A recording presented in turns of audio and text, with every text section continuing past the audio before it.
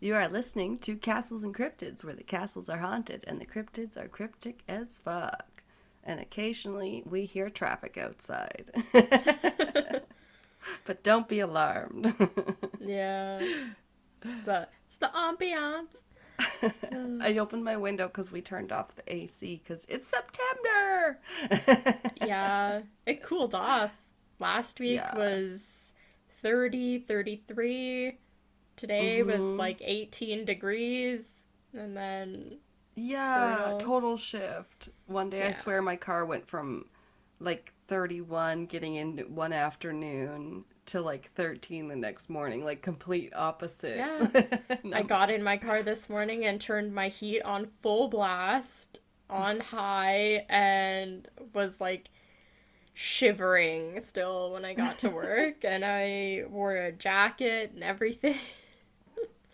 yeah, So you park stupid. outside too. Yeah, me Yeah. too. Yeah, mine was in the shade and it was a little moist inside. Like foggy. Yeah. It'll do that. In September in Canada. Yeah. That humidity. Ooh, I had a throat gurgle. Okay. I'm your host from the East Coast. I am Alanna. Do you I'm like it? Kelsey. I can be the hostess with the mostest. Mostest. Yes, we're the broads of broadcasting. The broads of broadcast. I like that. I heard that somewhere. I can't claim that Aw. as my own, but it's cute. Yeah, is this episode 72? I think it might be, but I like I think just so, so yeah. posted episode 71 that now I'm confused. Yeah. It's 72. Right. It should be 72. Right. That's right. You guys just heard the one that I frantically edited last night to get posted today, which Yeah. was um the high kill count. Yeah. Hopefully you all survived the episode. It's so long and dark. That's that's what I said to my brother when I was texting him today, and then he said, "Okay, I'm listening to you guys now," and I was like, "It's long. I'm sorry." Well, He just said, "LOL." of course it's gonna be. I mean, it's serial killers. Especially when Oh, you it's get true. that many victims and stuff. It's hard not to have so much to talk about. Yeah. Although I did try to, no offense, blank most of yours out. It I'm was just sorry you just had to rough. listen to it twice. I did that. Well, it's been nice lately because I was gonna say I did kind of edit it with half an ear kind of thing. Like there was Yep. also TV going on, and I'm That's like, I how I got this. edit. I'm like, unless something jumps out at me, I normally have a Right? different thing open. Like I won't listen to something else, but I'll be like on Yeah. Facebook or I'll be reading something, and unless something jumps Oh, out at you me, I'm have not gonna to. edit it out. But we No. do pretty We. good. Oh yeah, I was gonna say it takes me a lot less now. I'm like, it's basically we just have to re-listen to ourselves, and then it's occasionally like, oh shit, I coughed. Oh Yeah. shit, I sniffed. Yeah. A lot of sniffs. Yeah. But other than that, it's real. I don't edit out all, any ums or all the times I say like. I I just try to used get to. better I've at Yeah. I think we're both. I need to it. I need something to do that just make a post-it note that says don't say like or and or These are X'd out words. Yeah. Yeah, I know you gotta, they make those tastemakers classes or something, which are, I think, just on public speaking, and Oh, couldn't do it's it. like, whatever. Everyone has their crutch word that they put in there, and I even said it in last week's bloopers where I was like, because I had started to say our intro, and then I don't even know if we were recording, and I was like, oh wait, are we ready? And then I was like, sorry, I just have to fill all the space. No silence allowed. Yeah. Yeah. Yeah, I was like, sometimes it makes me uncomfortable. Yeah, when I look at it, if there's a silence that's around 5 seconds long, I'm like, I'm just gonna shorten that down because 5 seconds is too long to just like dead air. It Like can be. yeah, so I'm like, I'm just gonna shorten that down by a few seconds. And They talk about that on TV because they talked about that on The Office Ladies when there's the cruise ship, the little lake cruise they go on, and then Jim and Pam have a moment outside, and it's apparently yeah. the longest amount of silence on The Office, and it's like 20 some seconds or something. But on TV, Yeah. that's like a really long time as it plays out. Yeah. Yeah, I always look at it visually and I'm like, that's too long, shorten it. And then I literally thought I lost a podcast today because they were talking about some pretty emotional stuff, especially like the states and the overturning of the Roe versus Wade. It was on Sinisterhood, and then one of them's like going over like kind of the law side of it because like the crimes oh, and okay. Yeah. consequences lady, she used to be a lawyer, so she was kind of trying to break it down for people. But then it's like such a heavy subject that like they were talking and then one of them got emotional and they stopped and the pause was so long that I was like literally like I'm working and then I was like, did I lose them? And I had to check my Yeah. phone. Like, oh no, it was just like a 3 seconds pause. She was just being considerate because her friend like literally got choked up. Oh, I was like, oh my God. okay. Yeah, yeah. Anyway. Yeah, that's hard. I mean, just stay out of people's business. Like, Oh, yeah. ugh. Yeah. They were just saying how it's unprecedented to overturn a precedent, and I was like, oh my Yeah. god, in these unprecedented times. That's all it made me think of. Like, but yeah, you don't want people to take Yeah. advantage of our rights and shit just because the world's, a dumpster fire around us. Yeah, like, people need them. Like, I myself, even specifically for medical reasons, I am not allowed to get pregnant. And if I got pregnant, I would have to have an abortion for my safety and the fact that a kid would be born with severe birth defects if they made it through, like, Right. and up until like birth. So, like, medically, I look at it that way, even just like whatever you want. But, like, medically, would have to have an abortion. So it's like, for Yeah, the fact that if I even just lived in the US, that could be taken away so free-handedly, and it would like concern my safety and like mm-hmm. my ability to live and stuff like that is just crazy. Like, Scary. yeah, it Yeah, that's was, what they called it. They were like, it's healthcare. They're like, yeah, the arguing that it's whatever the Supreme Court people were saying along the lines of like it's not in the Constitution, so it's not protected or something along that type of argument. oh They my were like, God. yeah, but none. That was written how many years ago, and the person that wrote that particular piece thought that witches should be burned. Like they were like, Yeah, there's a lot of things that we've done unprecedented, like legalize interracial marriage, gay marriage, that we don't want to walk back because they're not yeah, in the Constitution of however many years ago. Yeah, so they were like talking about that. Yeah, it's pretty interesting and yeah, definitely very concerning. right? Because it was something that was a step forward, and now it's gone 2 steps back, like, kind of thing. Yeah. Yeah, it's just terrible. I Yeah, I can't imagine stuff like that. Yeah, it's hard. It's a very harsh political uh, like deviated climate out there right now, and Yes. it's just like I liked how Sinisterhood, when I was listening to their episode, was like regardless of your own beliefs or political leanings, like we should all maybe just believe, like, I don't know, want each other to have our own freedom of security and personal freedom of our Yeah. body and whatever, like. That's why I said stay out of people's business. Like, fucking. Yeah. Why do you care? Is it gonna. If, like, somebody across the street from you that you barely know got, like, has the right to get an abortion or whatever, is that gonna keep you up at night? You're not gonna be able to sleep and live your life because other people get Yeah. abortions? Like, oh my God. That's such a crazy thing to, like, Exactly. die on the hill for. Like, who knows, right? yeah. Ugh. Put Oh the my effort God. into trying to make the world a better place. It's so shitty. Yeah. Also, I can't believe how last week I didn't, like, go on about how stressful a week I was having with my kid went to high school. I don't know if I was telling you before No. the episode started. We bantered a little bit, but I think I just was like, I wanted to not even think about it anymore because, yeah, it was so weird. We had to take her to, she had to go to a new school. She'd been going to the one school she'd been at since we moved to this neighborhood like a few years ago. And I kind of thought it was a junior high school / high school, but then it was like, oh, no, she has to go to a new school. And I was like, damn it. This one was so close. Aw.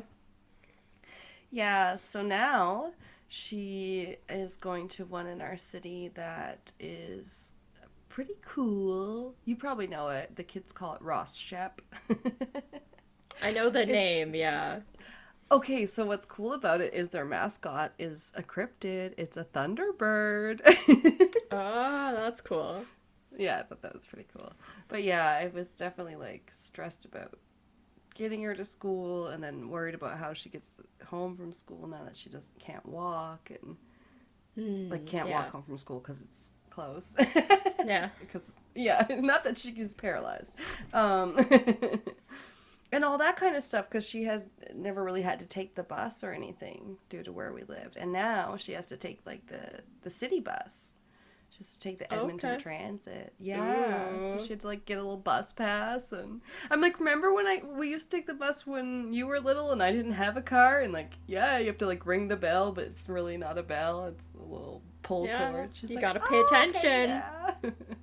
Yeah. Yeah, didn't Don't you ever fall do the asleep. thing where you're on the school bus? Yeah, and you miss your stop, and then you're like, oh shit, where am I? Yeah. That was me and my mom, because my mom doesn't drive. So when I was younger and we would go to my doctor's appointments and stuff, we would take the bus into Edmonton and then like get to the hospital. And then after that, we would take it to city center because my dad was working downtown.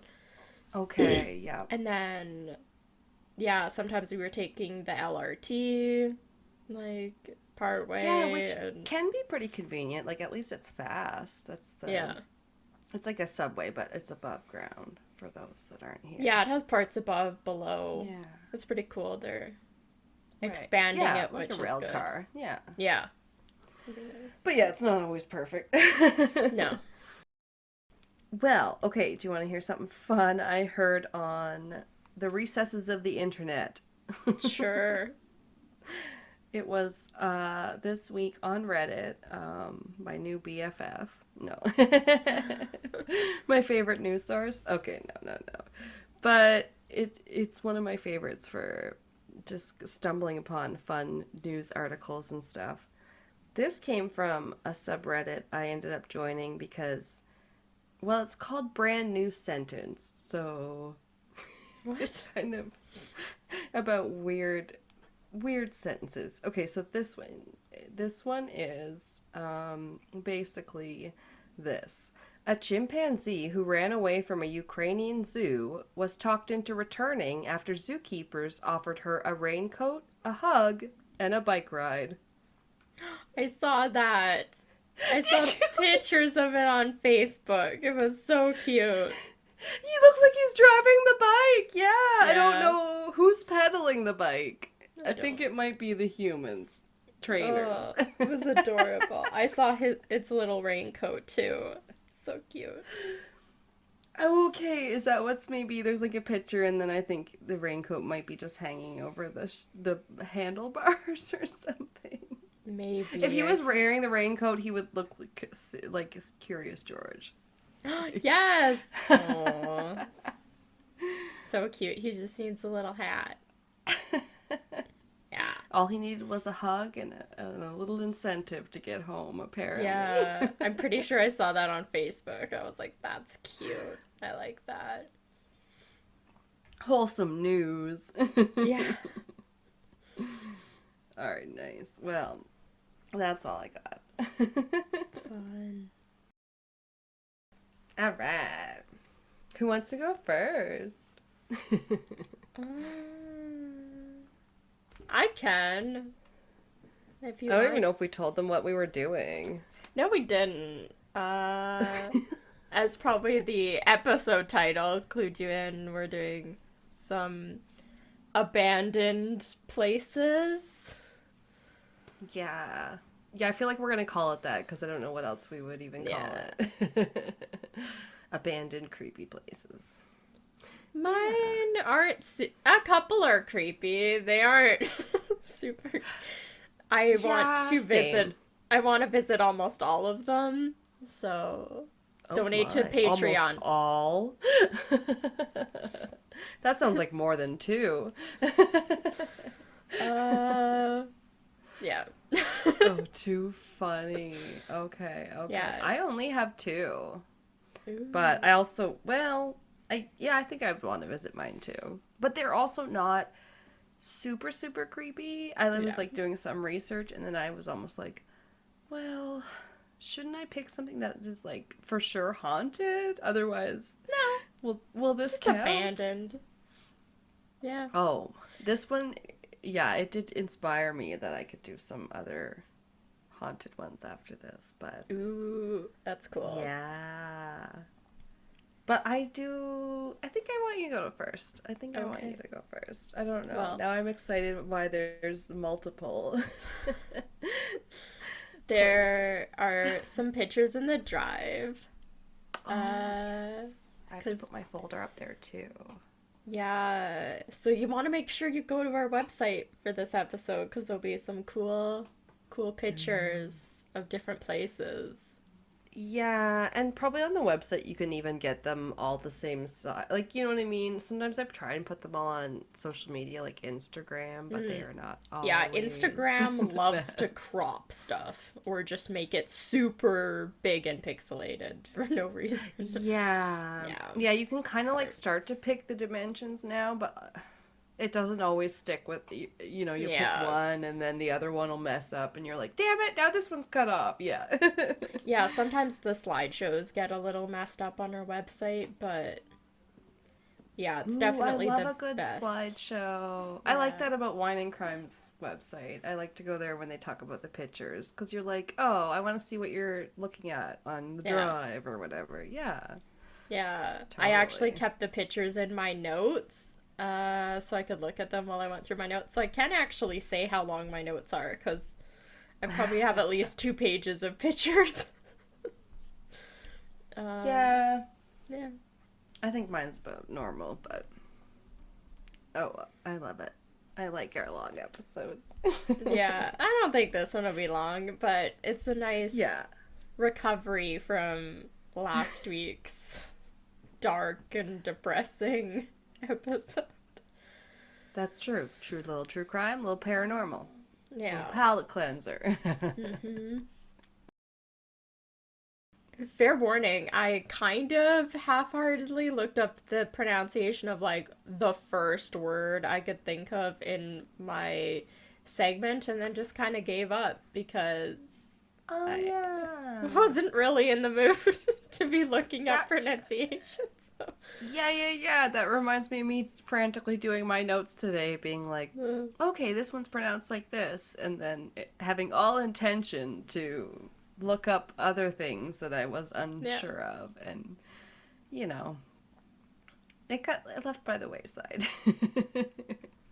Yeah, people don't realize sometimes how much the research, the time it takes, the research and the note typing, and then you're like, damn it, I was gonna do that, but I didn't. Even when I type it out after I look at the pronunciation, if it's not immediately after, I won't even remember. Like, I can spell it out phonetically for myself and I still won't remember how the A is specifically said or something like that.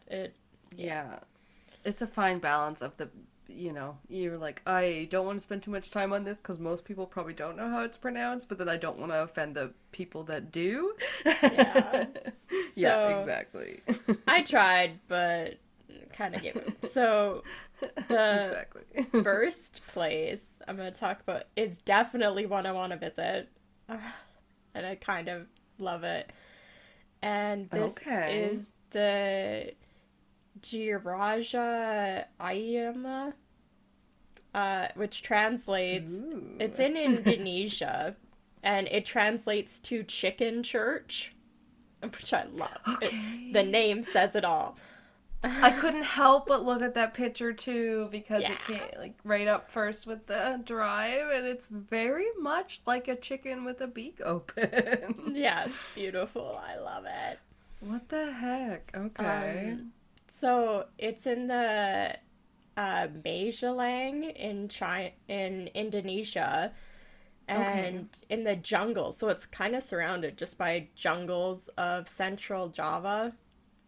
And yeah, it's pretty dilapidated. This church is unique in its architecture. When builder Daniel Alamja intended for it to be in the shape of a dove, but it's very chicken-like. It's so cute looking, though. I love it. I mean, I guess, yeah, when you say dove, I'm like, what is the difference? They would both have a beak, but Yeah. it's almost got those roostery thingies coming off the Yeah. top. Yeah. And it You even has a know, tail. It has tail Yeah. feathers, which is cute. Oh my God, shake your tail feathers. And your cock feathers or whatever. Isn't that called a cock or something? The, like, top part? Okay. I don't know chicken anatomy. And rooster, yeah, I guess it's more rooster. It's more Yeah. rooster. Yeah, so it was intended to be in the shape of a dove, and it opened its doors in the 1990s, serving as both a rehab and a worship space for all religions. Aww. Yeah, so it was pretty cool. The inside is also beautiful. The builder Daniel claimed to have been inspired by God to build a prayer house through a dream that he had in 1989. And even though he's Christian, he envisioned this place as being welcome to followers of any religion for prayer or meditation, which I really liked. Wow. Yeah. Yeah. Yeah. Unfortunately, due to construction costs becoming pretty high, and there was some resistance from locals about the building, maybe just from like outsiders or people coming there, and it's the middle of the jungle. It was abandoned in the year 2000, so it's been kind of abandoned for 22 years. Wow. Mm-hmm. I was like, but locals. Yeah. It's not like it's in your neighborhood. What are they so pissed about? Yeah, basically just said there was resistance from locals. I didn't really find details about it. I mean, it can be difficult because you're trying to make this big, rough, thick structure kind of like look like a bird, and it does look still a lot like a building too. Like, I kind of get it. Very airplane hangar with a chicken head and tail feathers. So. I can just picture it going, "Pakak!" and this big egg coming out the back of it. Yeah. That'd be pretty great. Yeah, so since it's been abandoned, it's become quite the tourist destination. The interior looks like it has a couple different floors, and there's a bunch of murals, which there'll be some pictures. You can see like the last few pictures. Have some of the murals, which are kind of cool. And they're pretty small. It's kind of little sections. I think it looks like it was done by a bunch of different artists. So the walls are kind of done in that design, and pretty colorful stuff. And then from the beak, there's an outlook point, and it says you can get some pretty incredible views of the surrounding trees in the jungle. And I suppose, because, I don't know. It would be hard to take a picture with it showing what it is because it's so huge. It's so huge. Yeah. But yeah, the inside is very colorful now that I got to some of the other pictures. Wow. Yeah, isn't it cool? I like it. It's like, okay, is this supposed to be like a library or a children's like arts camp? Or there's a lot of purple going on? Yeah, a whole lot of purple. Yeah, you're expecting like stained glass like Yeah. angels, and instead I'm getting like, okay, here's a little girl praying, and like Yeah. something that looks like smoke being exhaled from a mouth, but then it's got a sinister jack-o'-lantern face. Like, what the hell is that? Yeah. Anyway. Yeah, it's Not pretty important. cool inside. Oh yeah, I And like it. then people actually, so they love taking pictures inside and out, the tourists do, but they also have quite a number of weddings and stuff that have been held inside the church, and people like taking wedding pictures inside and outside the church, which is fun. Oh yeah. Yeah. And the church itself, I guess, has been depicted in several films. When it listed the films, I didn't recognize them, so I didn't include them. But these films Okay. helped it achieve fame kind of in the area and become a bit more of a tourist destination. And it said that there's also a little cafe that sells treats and things to eat in the tail feather section of the Oh my church, god. Can you which imagine is working there? yeah, it was so cute. You're like, I get into work every day and then I'm alone all day except for these creepy tourists. And I No. work in a chicken's butt. Uh, Yeah, buried the lead. yeah, I work in the tail feathers of the chicken church. Uh, yeah, it's pretty great. I definitely want to visit it. I like the picture of it. Kind of is the first one, like you said. You're kind of looking up at it. Uh, yeah, that was the Yeah. picture that all the sites use when they talk about the chicken church. Is always that I like one. that one from the Yeah. angle up, looking up toward its Yeah. beak, where you're like, oh yeah, you can picture this as a, well, a chicken or a songbird in the morning. Like, you definitely get just, you can really see, like, it looks like a realistic beak right there. I Yes. don't know, the Yeah. way it's open. Yeah, but then some of the other angles, it looks a little bit more clunky. Yeah, definitely the one where it shows the full body. You're like, yeah, that's airplane hanger-ish with the head and tail. Yeah, because from that angle, it just looks like a mouth kind of hanging open. Yeah. And it looks like it has like a crown.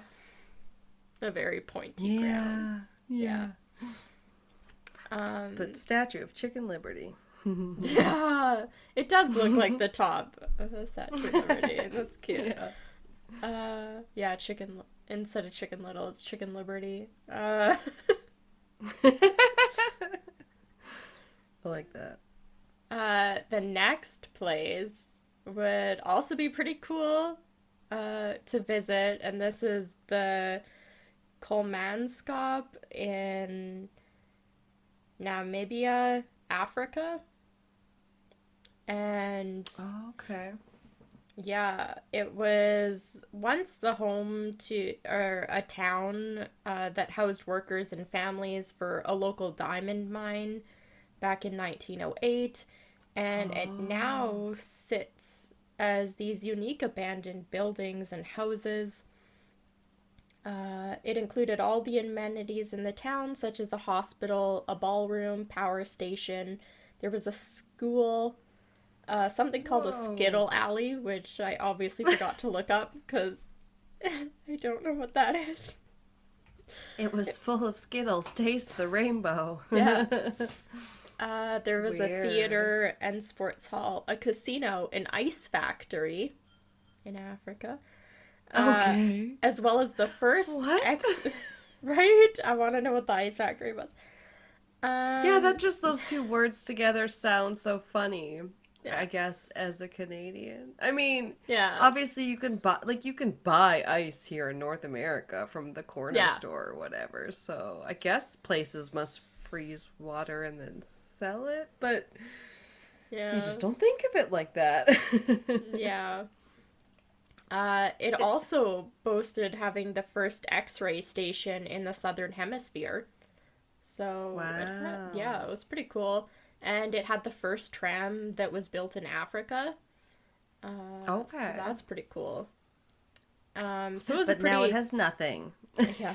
Well, it was a really booming town for basically 20 years up until people found more diamonds, and it was said to be the most diamond rich area at the time. It was found south of the town, I think less than like 100 miles, but far enough that basically in 1928 everybody abandoned the town. They said almost instantly, Oh. like within a couple days, everybody moved out. Seriously? Because the Yeah. new mine was within 100 Well, it was miles or 100 miles in kilometers. like 1928, so they, Yeah, I suppose. yeah. Can't commute as easily then. Fair Yeah. point. So basically, people were in such a rush to follow the work before all the jobs got taken up and everything Mm, that they just abandoned all their stuff in their houses and abandoned their houses. And once the town was completely abandoned in 1956, the actual force of the desert sand made its way through the town, which is why this is now a famous destination, is because all the houses and stuff are half filled with sand. Uh-huh. that's the part that looks so cool in It this one looks picture. beautiful. There's three pictures of this one, and Yeah. I liked that each one almost the sand is almost the color scheme of the house. Like in the blue one, it almost has a blue tint. Then there's a red one that has really red, vibrant sand, and then another one that's kind of light Oh. green and yellow walls, and then the sand in the house looks really, really light colored.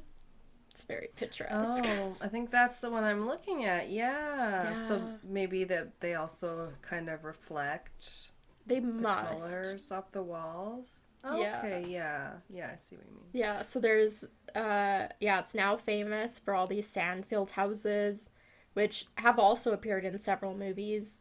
In order to visit it, Ooh. however, you as a tourist, you do need to have a permit.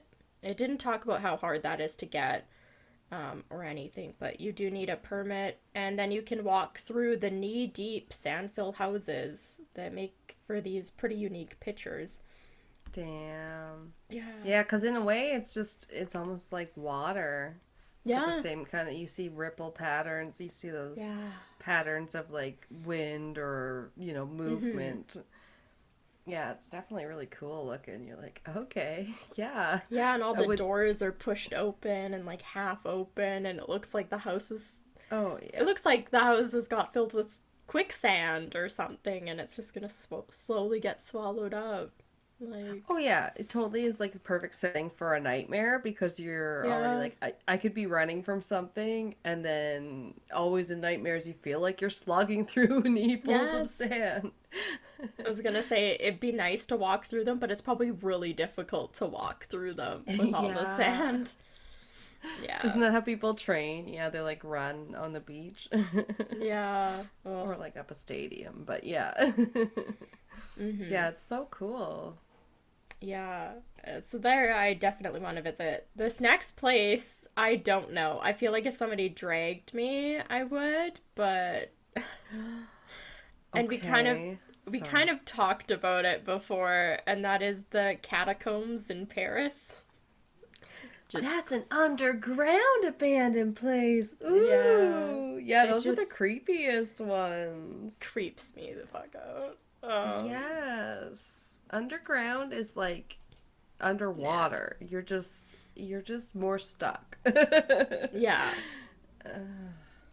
I didn't dive into it too much, anything, Okay. but the Paris catacombs, everybody, it's like all the skulls and bones and everything are all kind of assembled into all Yeah. these elaborate patterns and designs. So there will be a few pictures.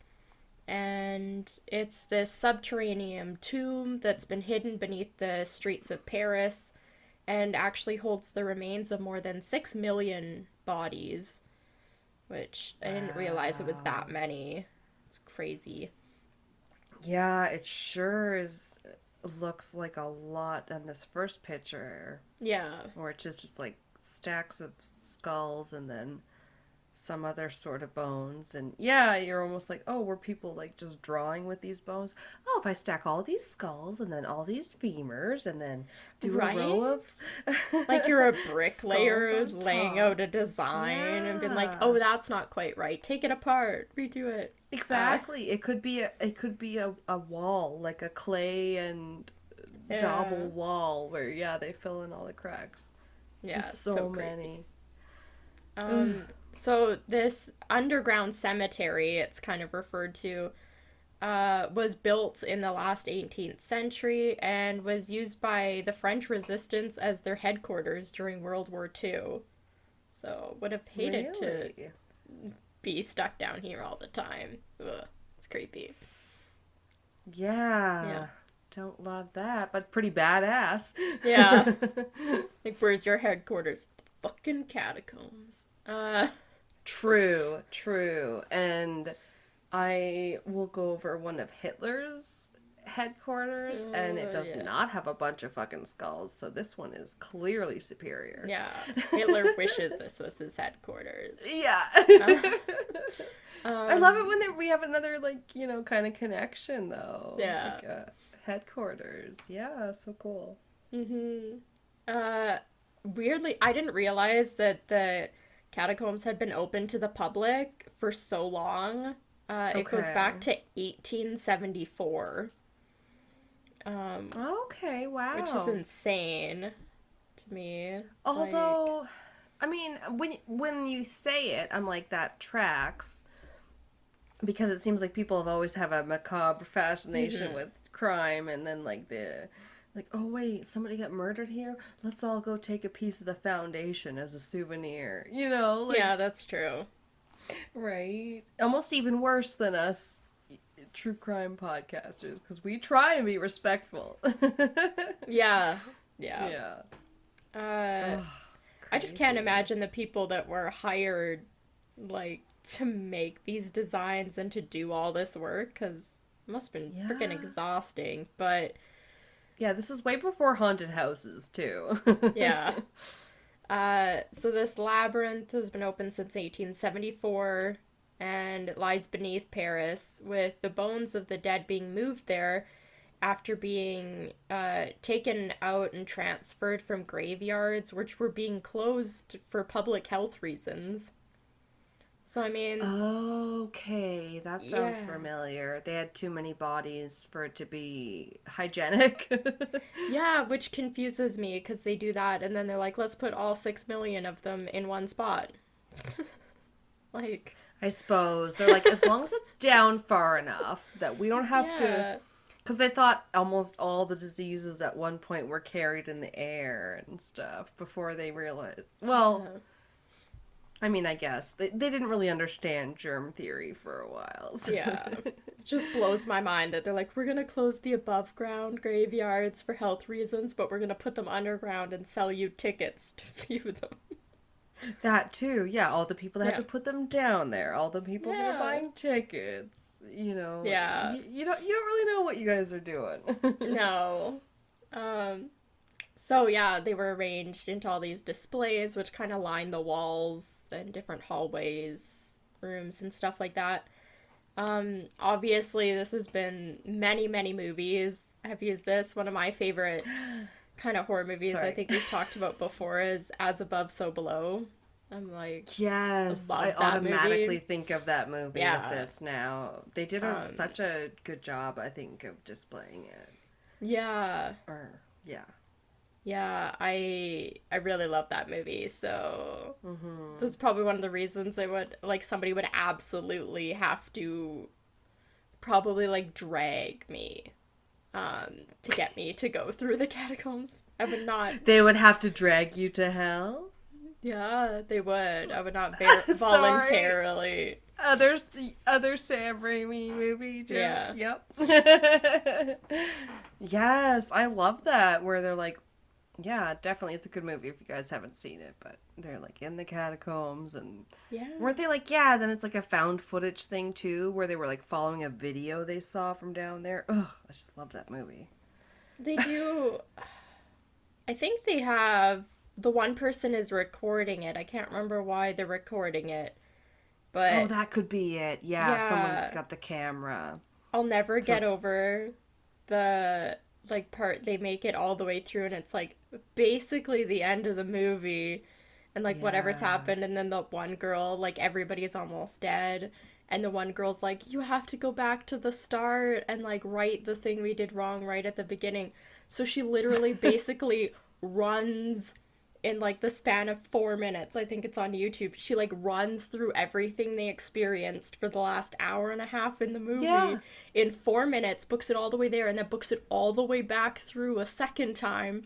And like that scene, like just makes me so happy because like all the jump scares, all this random shit that's happening, she's just fucking running right past it. Yeah. It's the only one of me now, and I've seen all your tricks. Yeah, And in that way, it kind of is believable because you're like, well, when there's one of you, you can move a lot faster, at yeah. least.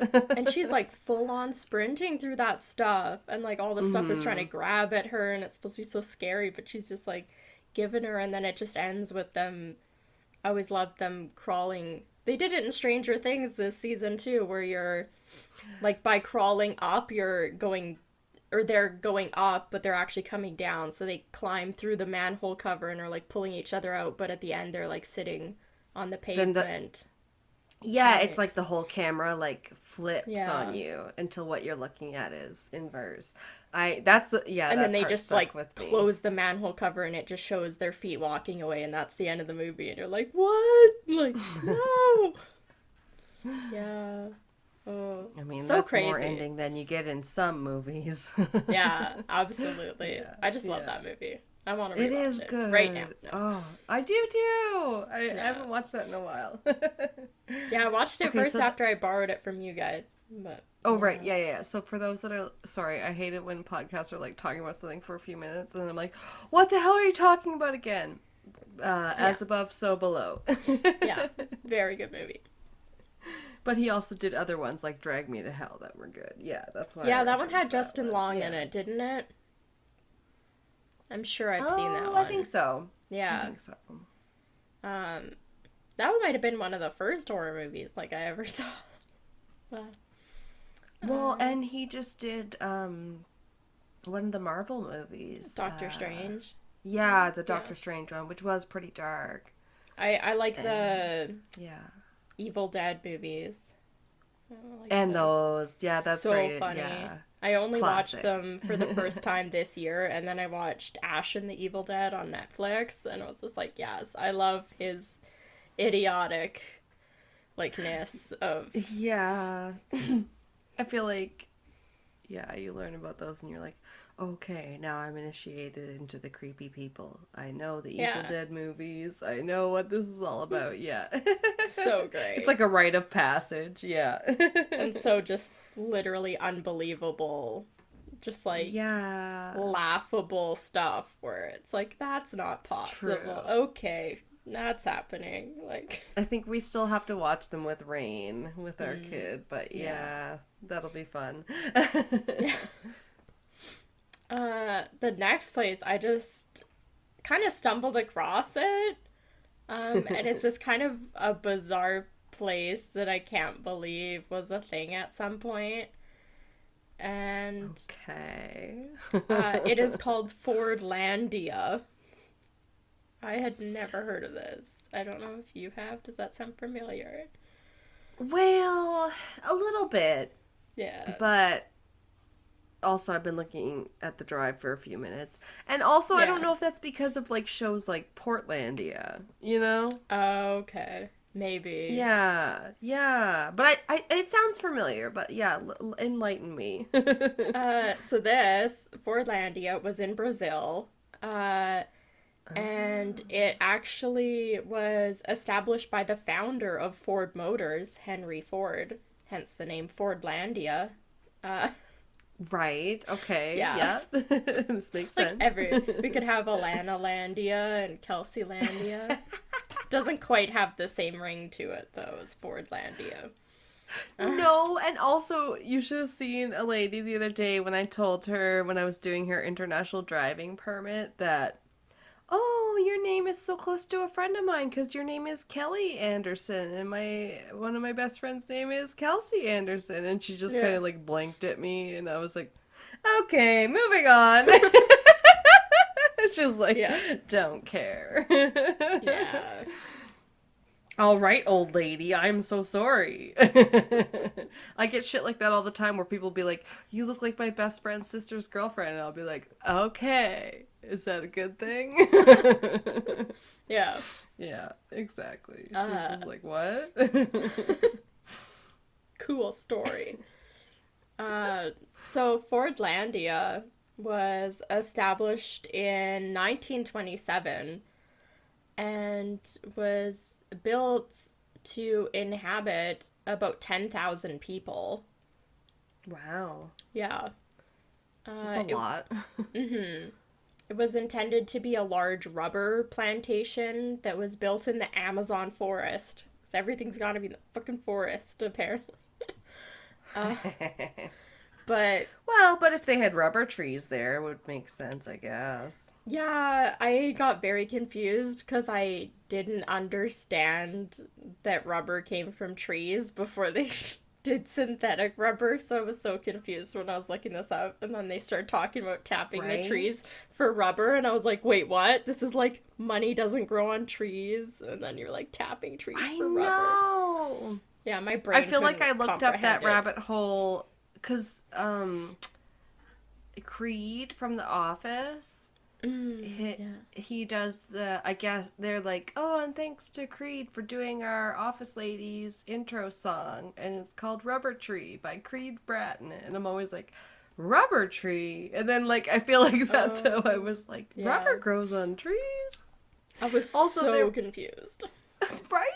Weird things grow on trees that I think would come otherwise. There was a commercial the other day and they're like, and my dad has all these almond trees. And I was like, almonds grow on trees? Yeah, right? Fine. I don't understand plants. Yeah. Yeah, so I was like, rubber trees? What's up with that? So... Yeah. What the fuck is up with that? Yeah.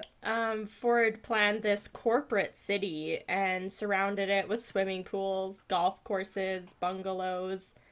There was a playground and a space to practice national American dances in the middle of the Amazon forest jungle. Oh, so like Yeah.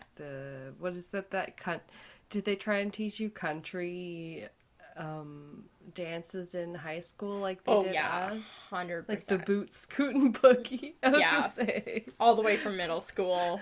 It's like, here's the Cadillac Ranch every day for a week. Like, This must be what they're referring to with the national, what they Yeah. say, American songs. Yeah. national American dances. Oh my god. But Fordlandia, in my opinion, was not great. Because there was actually a lot of like segregation, and there was separate communities for the American workers, and their houses were in kind of like a little neighborhood. I think it said there was 6 American houses. It was basically for the managers and stuff. And then there was a separate neighborhood that was going to be for the Brazilian, like, local workers that were going to live in Fordlandia. Oh. Yeah, not great. No. And then there was, but, I mean, they did build some good stuff. So there was a hospital. It had its own school and a library. And then, weirdly, there was also a hotel built. So, don't know why you would need your own hotel. Tourism, baby. It's a big business. Everybody wants to see these rubber trees. And the town itself had imposed pretty strict rules from the managers. There was alcohol, women, tobacco, and even football were forbidden within the town. So no women allowed.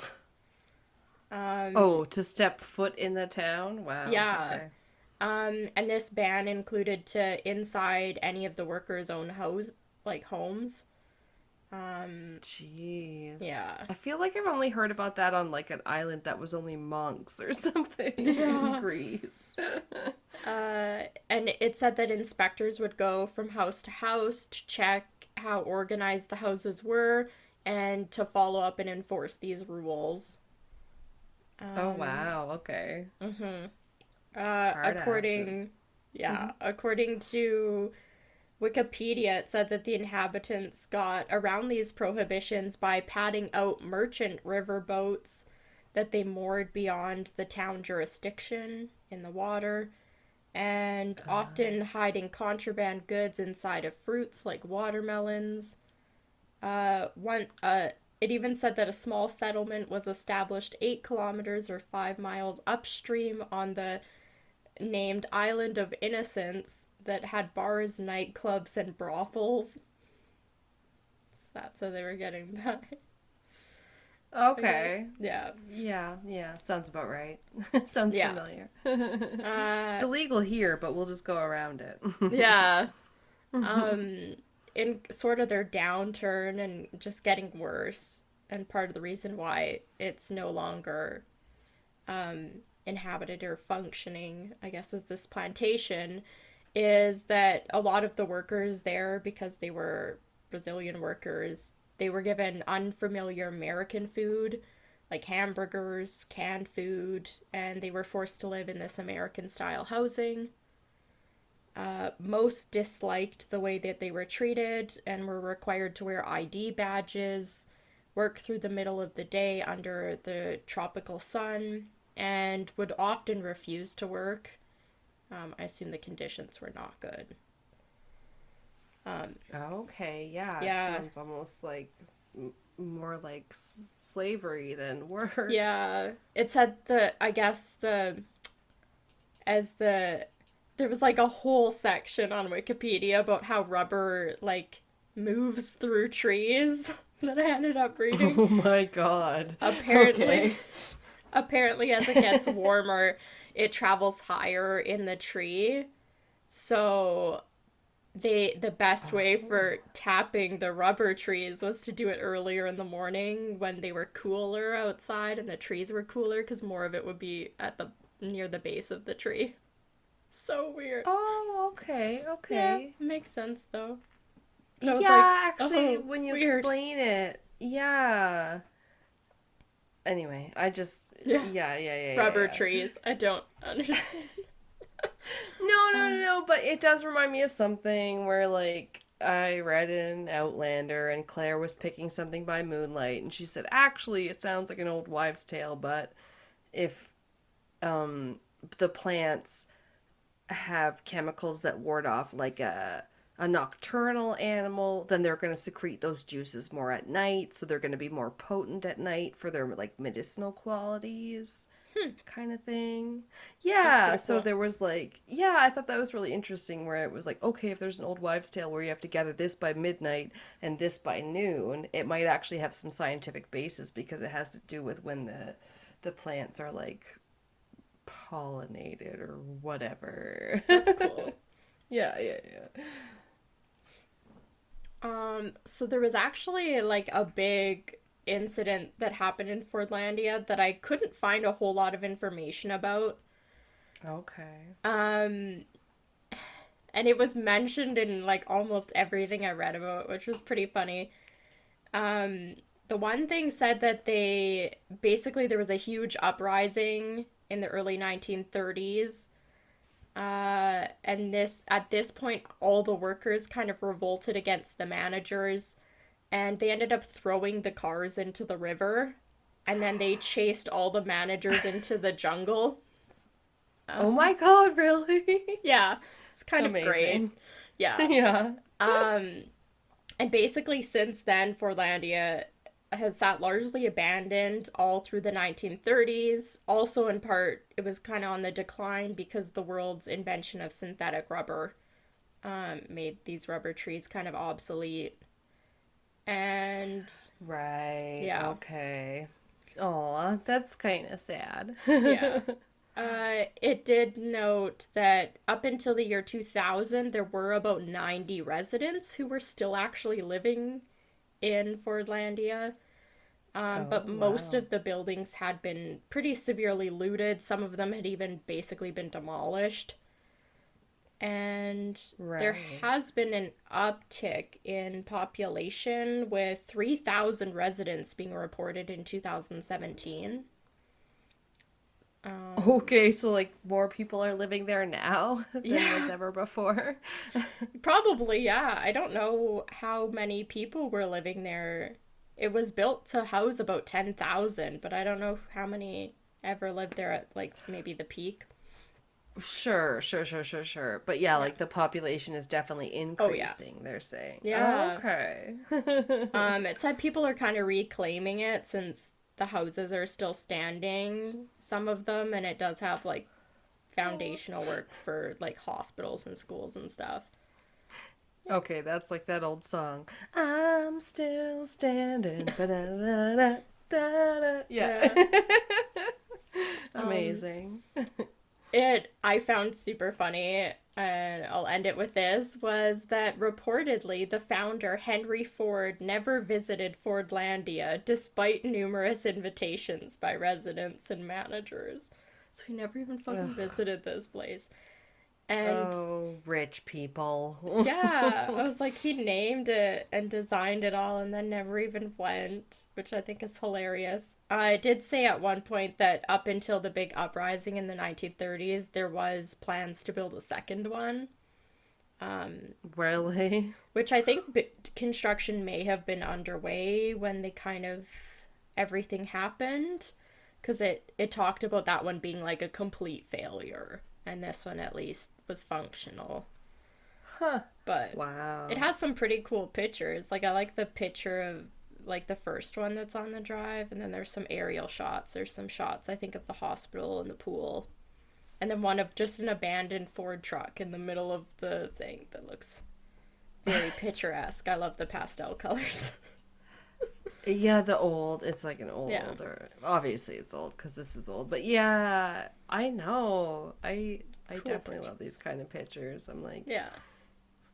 yeah, it's very mysterious and creepy. Oh, even if there's an explanation, let's say. Yeah. The pictures still look mysterious and creepy when things look like people just up and vanish. They just do. Yeah. Yeah. Yeah, that truck just looks like it was just left there and now it has some Mm-hmm. flat tires, but other than that, it looks like it was ready to be just driven out again. Yeah. And only Weird. one source said that they threw the vehicles into the river, but almost Hmm. everything I read talked about the managers getting chased into the jungle. So we know that part for sure happened. Weird. And it said basically the managers never came back. Like they just like ran and probably went somewhere else. Like, Okay. and that was like the end. Like it's kind of great. Wow. Yeah. I did not know Um, about that one. Yeah. no, it's I pretty don't even think fun. that came up in my searches. Sorry. Yeah.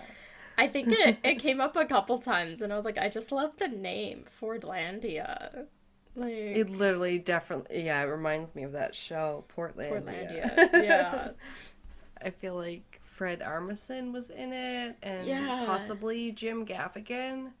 I know he had a stint on one show as like a food truck guy, which Hmm. totally tracks because as a comedian, that's all he ever talks about is food and hot pockets. But that's so cool. Oh, the Yeah. bumper cars one is just real creepy. Just like abandoned bumper cars, overgrown with trees Oh, and you're in the next weeds. one. Yeah. Oh shit! I mean, yes. The next one is creepy. Yeah, that's why I Sorry, saved it for sorry. the last. Because I'm also. So, when I talked about maybe not visiting a couple of these places, they were the Paris Yeah. catacombs and then this place just for safety reasons. Because this is Right. Pripyat, or in the Chernobyl Yeah. nuclear disaster in Ukraine. Yeah. That sounds I right. Pripyat. Yeah. Yeah, well, long before like the Chernobyl HBO show, I have always had this Right. weird obsession with like nuclear disasters. Um Yeah, they're one of the ones that you see the abandoned Yeah. pictures of. Yeah. I don't know. They're just the most well known, I think. I'm sure it's Yeah. normal. Like for, yeah, Pripyat, and then there's one, was it in the US? I can't remember where it was. That's terrible. There's a good Netflix documentary that also was a nuclear meltdown called 3 Mile Island. Oh, I believe that is in the US, like the Yeah, East Coast, if I'm not mistaken. yeah, there was a bunch of like cover-ups and stuff with that, and they Okay. unfortunately weren't evacuated for a long time, and they were kind of lied to and stuff like that. So that's worth like watching and stuff. And then Oh. is it Fukushima? Is that the Fukushima? Is that The the incident with the nuclear in Japan, yeah. yeah. It's like I want to rewatch Chernobyl Yeah, that because was a good show. And you're right, the yeah. 3 Mile Island was US. It was in Pennsylvania, it says. Okay. Yeah, that one was Yeah. really good too. They talked they like interviewed a lot of people that were there and stuff, which was really Mm. interesting. I find disaster shit fascinating. Yeah. There's that Doomsday podcast that I listen to. Mhm. It's Doomsday, the history's most dangerous podcast, is how Yeah. he usually says to look it up because it's easier to find it by its subtitle. And he's Mm. Canadian, and then yeah, he'll do all these Cool. disasters, and I'm like, I haven't heard of this. And he's like, and then their stuff got sucked out through their ears, and you're like, oh my Oh, no. god, No, thank you. right? But it's just like delivered in such a dry, like I don't Yeah. know. It just seems to me like such a Canadian format where you're Yeah. like, he just like gives it to you, but like also with this kind of humor of like, then they got like turned inside out, and you're like, oh no, that's We do not that good. sometimes. We try. Yeah.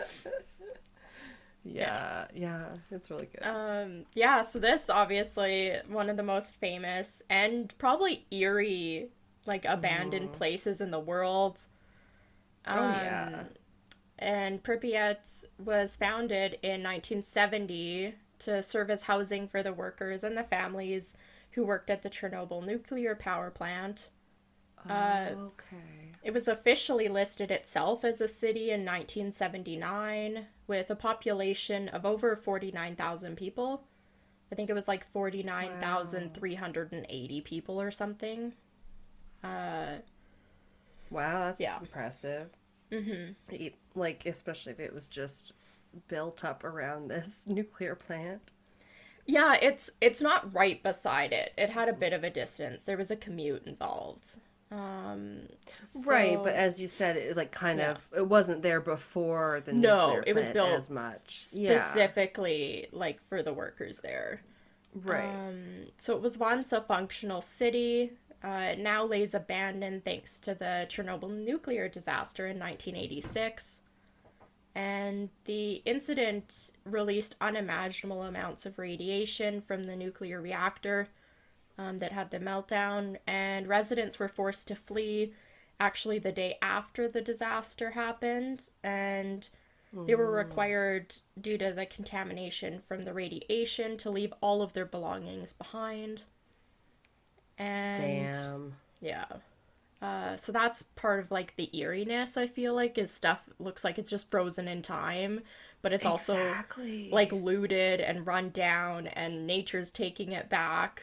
Um, so it's Yes, those are the yeah. stunning pictures where you like get like an amusement park Ferris wheel, like you have in the one picture, Yeah. against a total forest. You're like, this should be in Disneyland, but instead it looks like it's in the forest primeval. Like, Yeah, I did. There was a few that were on my list originally that were actually different theme parks. Like there was a Six Flags in New Orleans that the yes, I've hurricane heard of like that one. wiped out and it's half underwater. And then Yeah. there was like a Disneyland or some sort of thing Ooh. that was built in Japan or China. That was never Oh, really? opened. It like never got finished, Oh. but it actually said that starting about 10 years ago that local farmers were using the land for farming, and then some of it had been dismantled. So I was like, oh, well, I wanted to do stuff that was more intact, that you could visit. Yeah. I Yeah, was because definitely tempted to do abandoned theme parks because I had heard of a few that like I saw the one with the that was affected by Katrina. It's like half yeah, Six underwater. You see the Flags. pictures. Yeah. Yeah, definitely. Oh, we'll have to do a part two, you guys. I'm sorry. We just can't Yeah. cover them all. There's so many crazy pictures of the ones that just look like this is what it would look like if the apocalypse hit and, your town didn't look like your town anymore. Right? Yeah. Yeah, so weird. So for this one, all the residents, after they left their belongings behind, I'm not sure where initially they were evacuated to, but fairly quickly they were moved to a city that was basically built, another city that was built just for them to house them, as well as to house evacuation personnel that were involved in, I think, some of the initial cleanup. Okay. And it's a place called Slavatyuk. And it's still there, like, today. I don't think as many people live there now. But it looked like maybe about a third of the people were still living there. So around maybe, like, less than 20,000 people live there now. Okay, pretty small. Yeah. And for almost 40 years, these empty buildings and houses have sat frozen in time. Toys sit in the schools and the amusement park we talked about with the bumper cars and the Ferris wheel. Very famous pictures. Yeah, so creepy. And the sad part is the grand opening for this amusement park was set to be just 5 days after the nuclear disaster happened. Oh, So it never really? actually was used at all, and now just has been taken over by nature. So nobody ever got to play on it. That is just so crazy. Yeah. Just the way the world works like that. It's. So there's different zones for the radiation levels. There's like a lot of details of it I won't get into, but their tours are offered for relatively safe areas within what's called the zone of alienation. Rude. No. Yeah. Just kidding. And like the zone of alienation is just a very cool name. And So that's where it's really like dangerous to go? Is that it? No, so there's a zone of exclusion, or the Chernobyl Okay. exclusion zone it's called. You are basically like probably like trained personnel is allowed to go in there. Okay. And then the zone of alienation you can take tours through because they say that the radiation levels are at like a safe rate. Like you don't want to go through them all the time, so I feel bad for probably the tour guides, but it's Right. at a safe enough level that you could be exposed to it without adverse effects. Sure, and they probably don't do it every day. The Yeah. the map that you did put up is good to Yeah, that doesn't have the differentiate. zone of alienation on it. I don't know how far Well, that goes, but right. so yeah, But it does show like where the city of Pripyat is in Yeah. comparison. It's like right next to the nuclear power plant, and then it shows like the city of Chernobyl as like further away than the city of Pripyat. You're like, oh, Yeah. okay. You would think that Chernobyl would be the city hardest hit or the Yeah. town. But yeah, if they built this one to be close to it, that makes sense. Yeah, so for the picture, like the initial exclusion zone at the time was done at 30 kilometers, like kind of just central around the power plant. And it's now been updated as kind of like a random like area. It's based on, I assume, radiation levels and how far they've gone. So it's quite a bit bigger. Yeah. So you can take guided tours into the zone of alienation. And several Ukrainian companies do offer these guided tours. I do have a link. It was kind of cool. There was a filmmaker, Danny Cook, who a lot of people are using drones because it can be flown anywhere in the area now. Oh, yeah. I assume with permission. So he used, We hope. yeah, he used a drone to capture shots of the different abandoned amusement park, some residential shots, decaying walls, children's toys.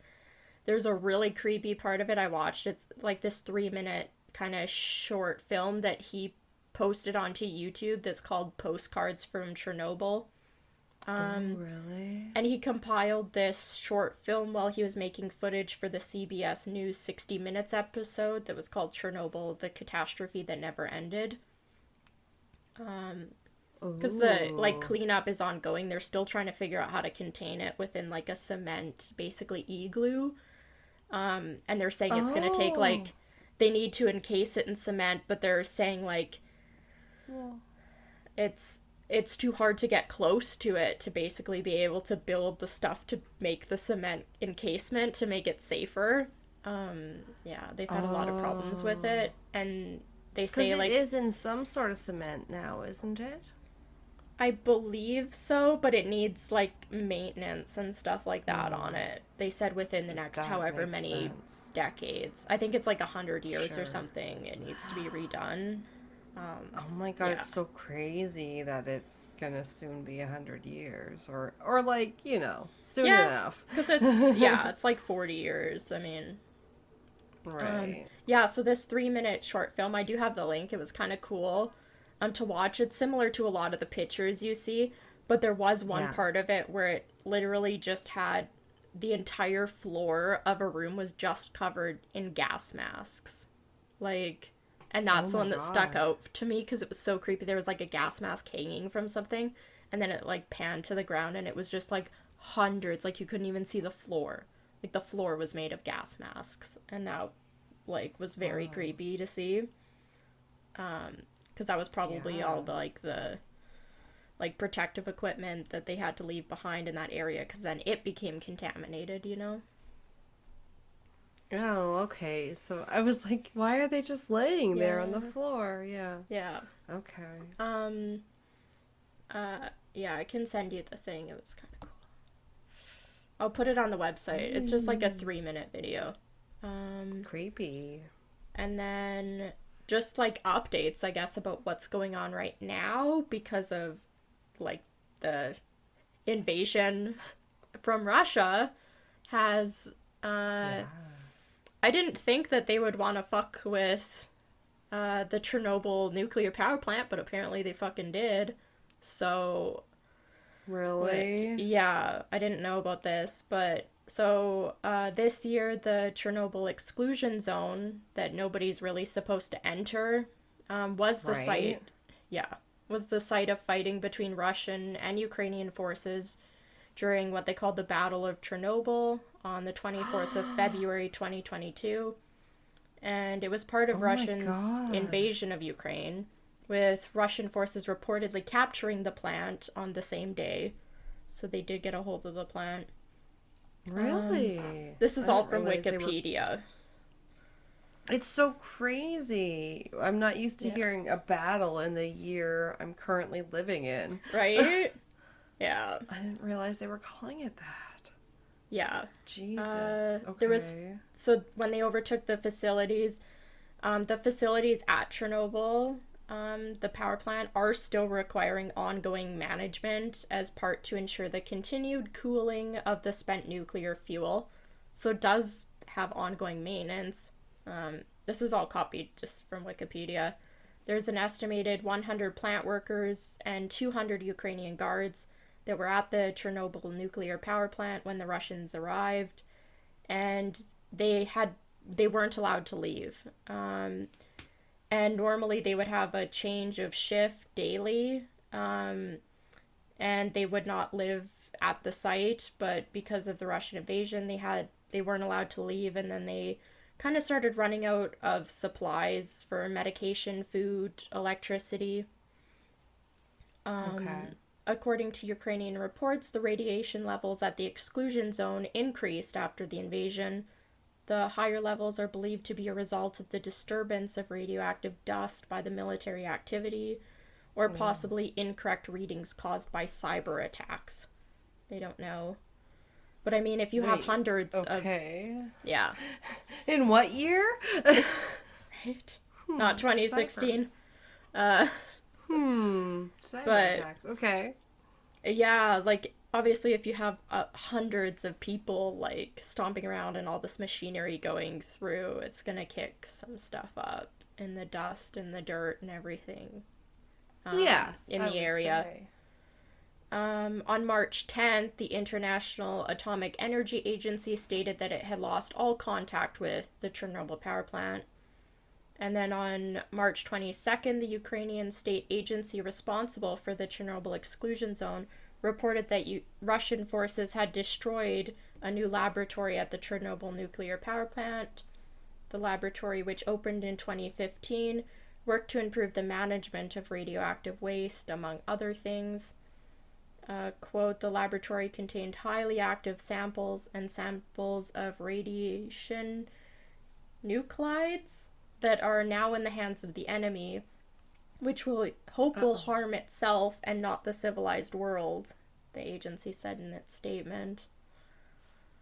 Okay. So they destroyed this laboratory. And then on March 27th, there was a RADA commissioner for human rights said that 31 unknown individual fires covering 10,000 hectares were burning in the zone, the exclusion zone. And these fires were causing an increased level of radioactive air pollution.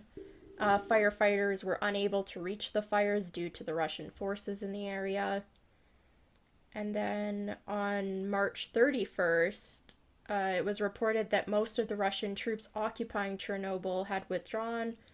An exclusion zone employee made a post on Facebook suggesting that Russian troops were suffering from acute radiation sickness based on a photo of military buses unloading near a radiation hospital in Belarus.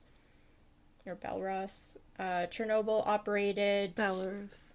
Chernobyl operator Energodom I'll take your word for it. Yeah, I was thinking, it really looks like the word energy goat. Nice. Yeah.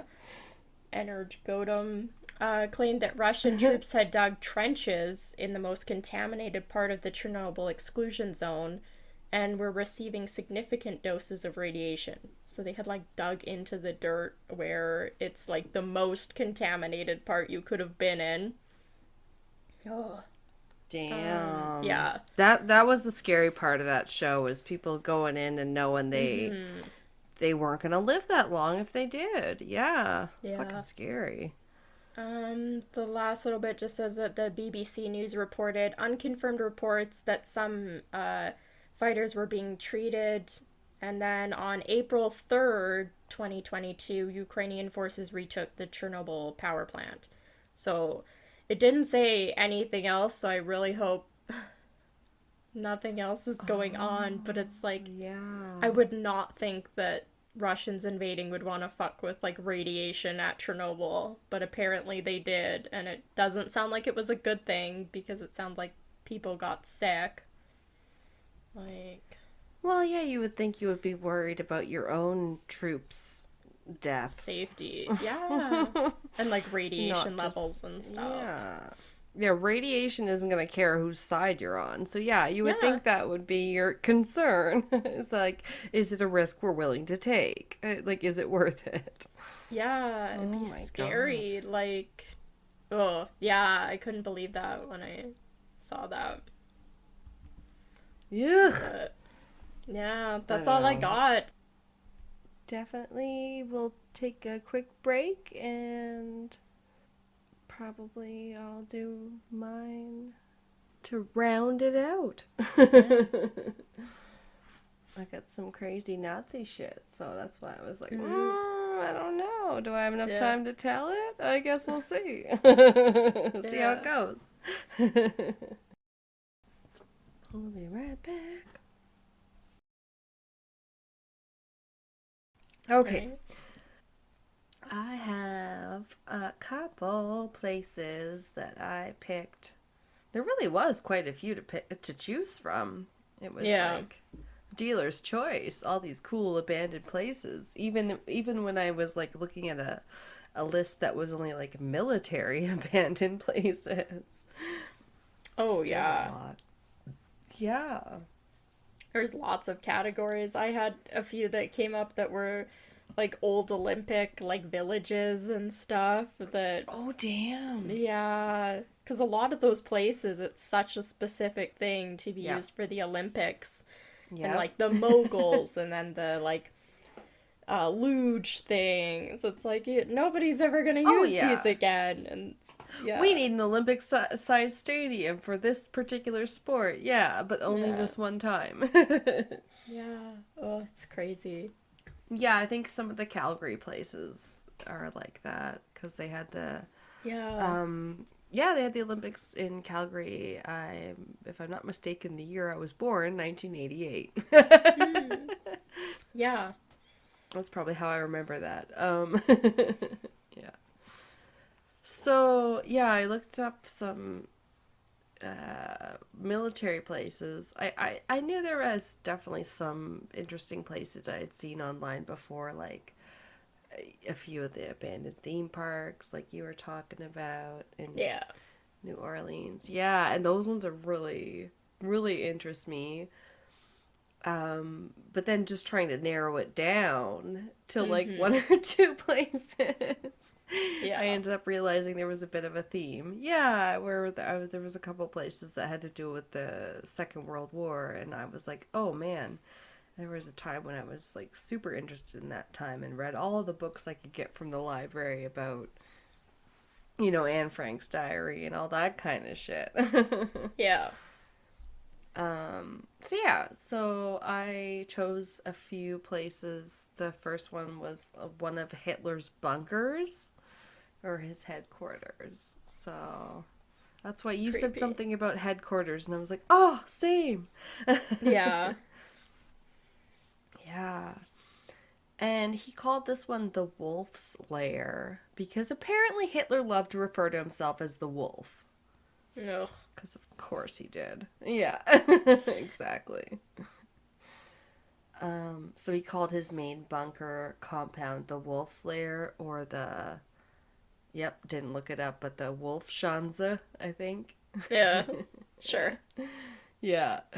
And Wikipedia, the all knowing source, said that although the standard translation in English is Wolf's Lair, a Schanze in German denotes a sconce, redoubt, aka a temporary fortification, or temporary Mm. fieldwork. And the German cognate for lair would be lager, such as a camp storage place or even warehouse. I thought Okay. that lager was just a beer. Yeah. Languages are so fascinating. Um, the name Wolfschanze is derived from Wolf, a self-adopted nickname in the 1920s, and it was often how he was addressed by those in his intimate circle. Ugh. Wolf. I just hate everything about Hitler. Sorry. I'm gonna say ugh a lot. Right, especially when you have to then talk about his intimate circle. Yeah. Yeah. The worst people probably on Exactly. the face of the earth. Well, just wait, just wait. Not all, probably. Wolf was used in several titles of Hitler's headquarters throughout occupied Europe, such as, oh no, should look that one up. Wolfschlucht, the first and second in Belgium and France, and the werewolf in Ukraine. Oh, variable. Yes. Yeah, it's literally apparently located in the werewolf forest. It's spelled Oh, like WERWOLF or VOLF, depending, yeah. so werewolf. But yeah, it's so cool. He just loved it though, I guess, which is kind of ugh, but Yeah. Yeah, quote, the Nazis also used the term werewolf as a code name for clandestine resistance groups which were intended to carry out guerrilla attacks against the occupying forces towards the end of World War II. Um, and just because there were so many good quotes, there was another one. Wolf's Lair was Adolf Hitler's preferred operational headquarters in the East during the Second World War. The facility was built by Organization Todt. Again, sorry for pronunciation. Yeah. Construction. Construction was begun in 1940 in what was then Germany's easternmost city, Rastenburg. And today this city is known as, oh god, Kętrzyn, Poland. Kętrzyn. Okay. Yeah, it's now part of Poland, is the main point. Yeah. This location was chosen for logistical reasons. It was in close proximity to railways, roads, and a landing area. It would be well placed to command the upcoming invasion of the Soviet Union. End quote. No. Gonna take on the Soviet Union. It was the 80s. Yeah. But yeah, they're still scary. Built as part of Operation Barbarossa. Ooh. And if you know me, you know I love a good operation name. Yeah. But also that one reminds me of Barbossa from Pirates of the Caribbean, so I might say it wrong. Okay. Yeah. It's I feel like I've think heard Barbarossa. I think I've heard Really? that somewhere before. Okay, interesting. I I don't had know to why. think about how to pronounce it. Oh. I wonder where I've heard it. Well, okay, so what I have it is that it was the invasion of the Soviet Union by Nazi Germany and its Axis pals. So, pretty big deal, I guess. And then the construction on the actual Wolf's Lair began the 22nd of June, 1941. Yeah, I just love code names, so I put the code name Barbarossa was after Frederick Barbarossa, which meant Redbeard, who was a 12th century Holy Roman Emperor and German king. Oh, that might be where I've heard it before. I guess that's where they got the name. But then the operation had to do with, like, they wanted to take over the Western Soviet Union and repopulate it with Germans. Yeah. Right.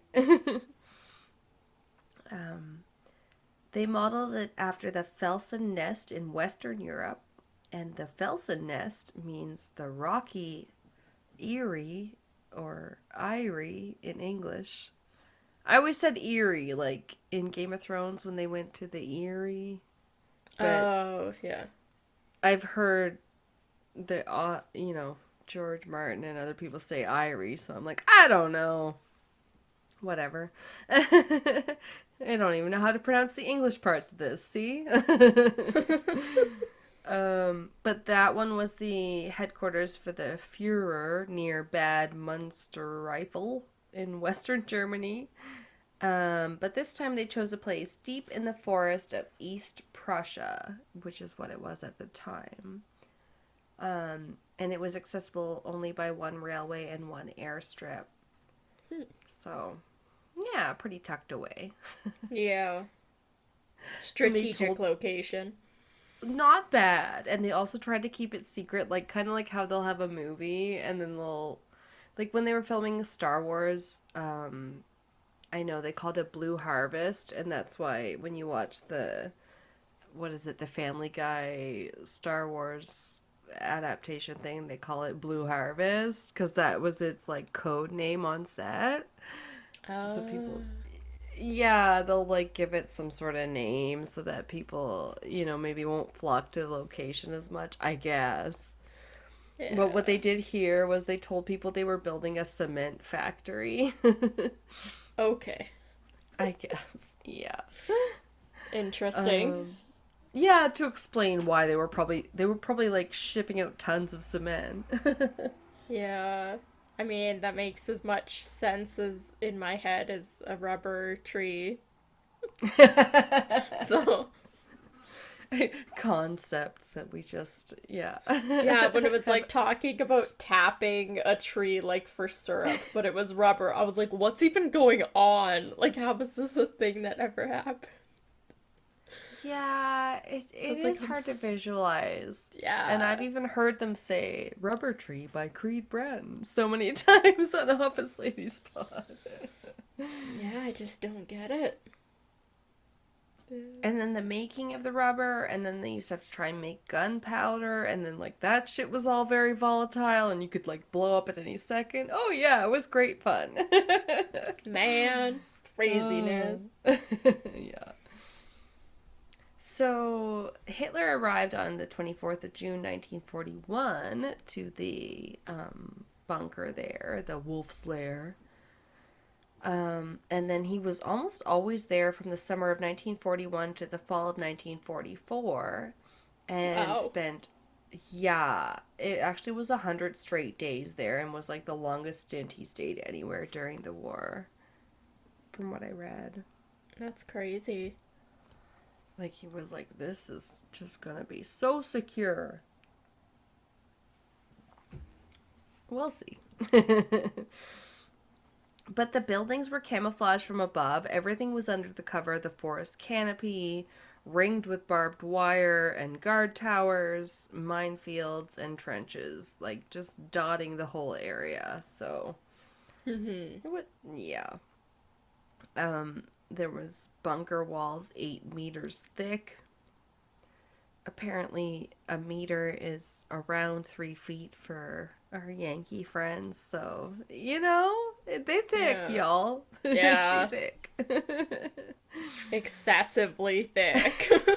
Oh, yeah. But it's not going to stop them from trying to kill him there. Nope. So, Good oh on them. no. I know. So it had so many security features and areas, really. Um, and they feared that the Allies would find out about the compound, but they never actually found it until after the Nazis left. So that was kind of ironic, I guess. You can also tour it now. There's like this free app that leads you on your own self-guided tour, so that would be pretty cool just to walk around what you can walk around. Yeah. It was mostly made up of like barracks, kind of living areas, divided into 3 sections or security zones. So, like, Security Zone 1 being the innermost where Hitler lived in kind of the Fuhrer bunker, and then they had like Zone 2 after that, and then Zone 3, Hmm. kind of going outward. Okay.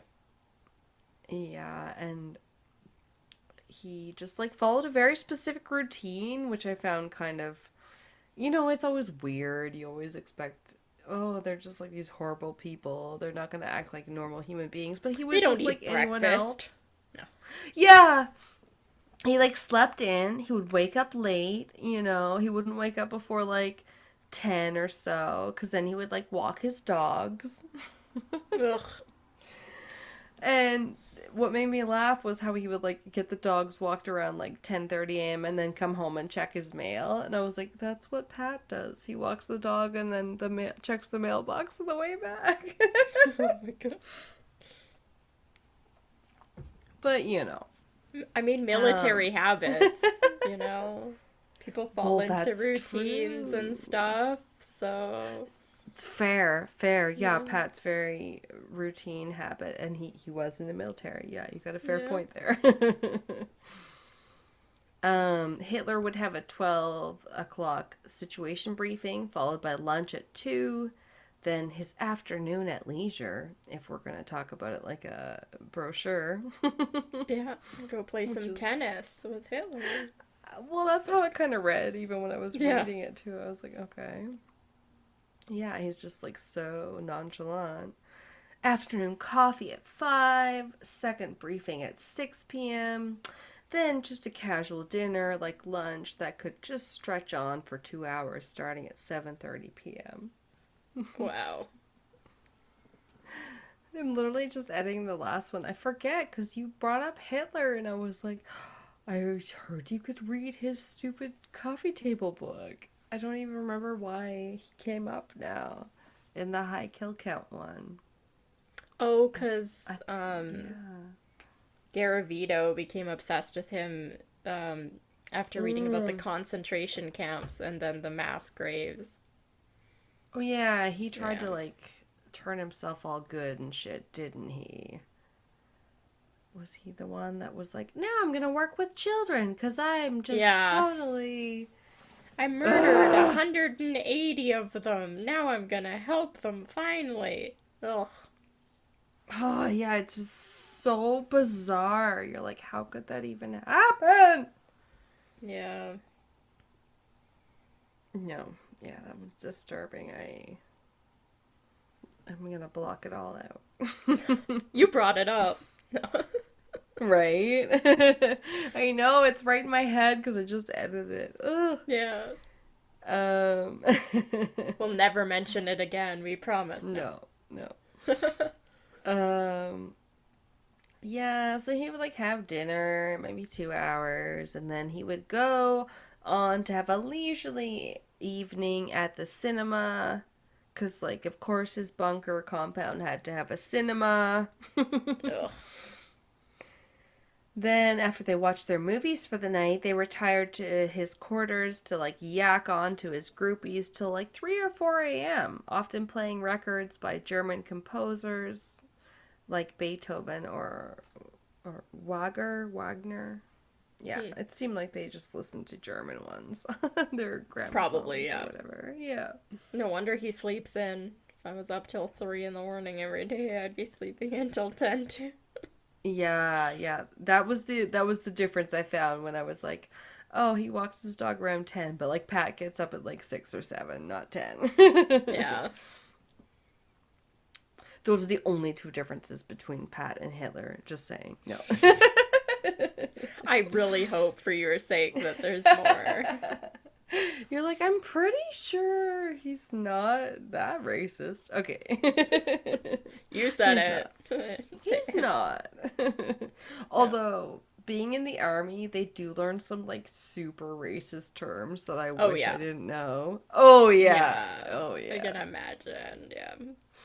Yeah, it's not great, but nothing I would repeat here, unfortunately. Sorry, guys. Yeah. Yeah, they spent the evenings at the cinema and had lots of visitors there, most Nazi sympathizers, but some very high profile, like the Tsar of Bulgaria, which was Boris the Third, Oh, also the not Prime Boris. Minister. No. Boris! Such Yeah, an like unfortunate Boris. name. Well, yeah, like Boris Johnson. Yeah, exactly. Yeah. Or not American, the UK guy. Yeah, they also were visited by the Prime Minister of Bulgaria, Dobry Bosilov, and also Benito Mussolini, which, Yeah. yeah, was the Italian He was the dictator. OG. In high school, instead of learning about Hitler, we in one of our things we learned about Mussolini because he was like, The Italian Hitler. well, he did everything first, and then Hitler just kind of learned off of him, and then took it to an extreme place. But like most of the ideas were Mussolini's to begin with. Okay, Yeah, because he came first and yeah, laid the groundwork. Okay. Yeah, I forgot about that or didn't know that. I do know that Cher is in a movie called Tea with Mussolini. Okay, I was gonna say, did she meet Mussolini? Like, where are you going with this? Not Cher. Right? What is happening? Yeah, I don't know. Just fun fact because I love Okay. Cher. I was like, leave And Cher I'm out of this. I think someone bought me the movie, but I feel like I've only watched it once, so I'm No. sorry. Okay, so about this bunker, in July 1944, an assassination attempt occurred at the bunker. The bomb was organized by a group of army officers, including retired officers and even a few civilians, but they all wanted to remove Hitler and negotiate a more peaceful end to the war. Yeah, they did. Yeah, that would have been good. All I can think of now is that, is it a Deadpool outtake or something? Oh, really? Oh no, it was from something. Somebody goes back in time and they're like gonna kill Hitler, and then they. Oh my Oh, god. That old trope, yeah. yeah.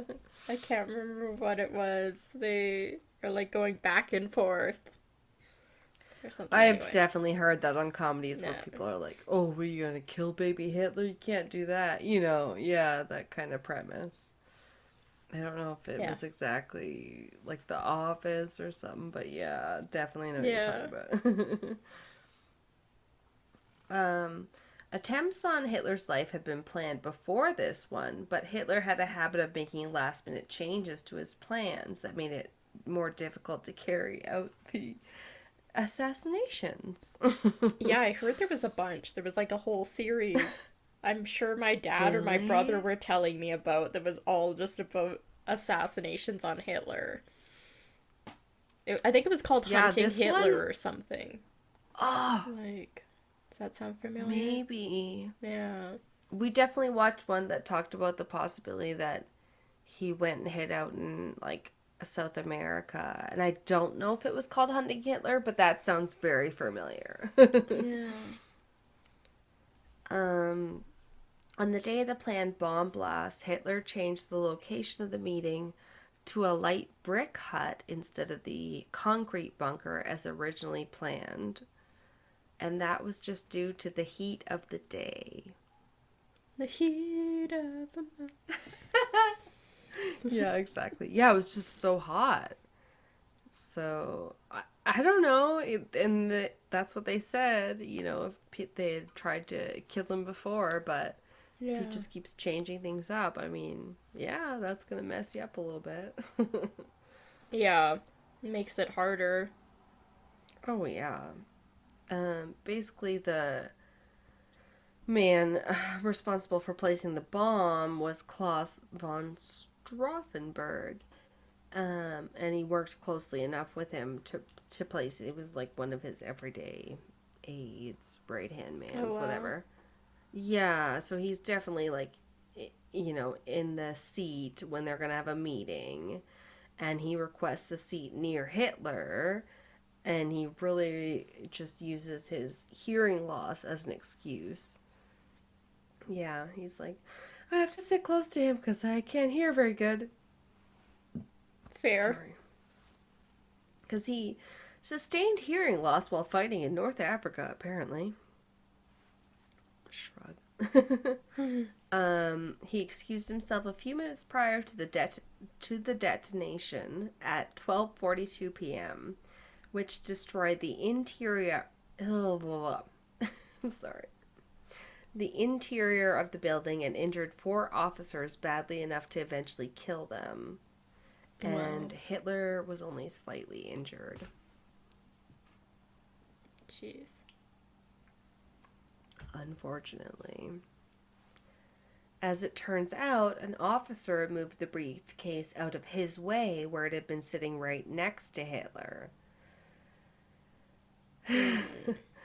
He moved it under the table next to the table leg. So he just like took it off the table and basically like put it underneath, and that was enough to deter the bomb enough. Because this was like a Uh, solid oak table, and it yeah. absorbed most of the blast. That'd be Yeah. pretty strong. I would have like It is. put the bomb right under Hitler's chair. Like I just know. put it on I the think ground it and was kick like it with your foot. right. I think it was like right beside his chair, and then as soon as he leaves the room, someone moved it. Like it was insane. Mm.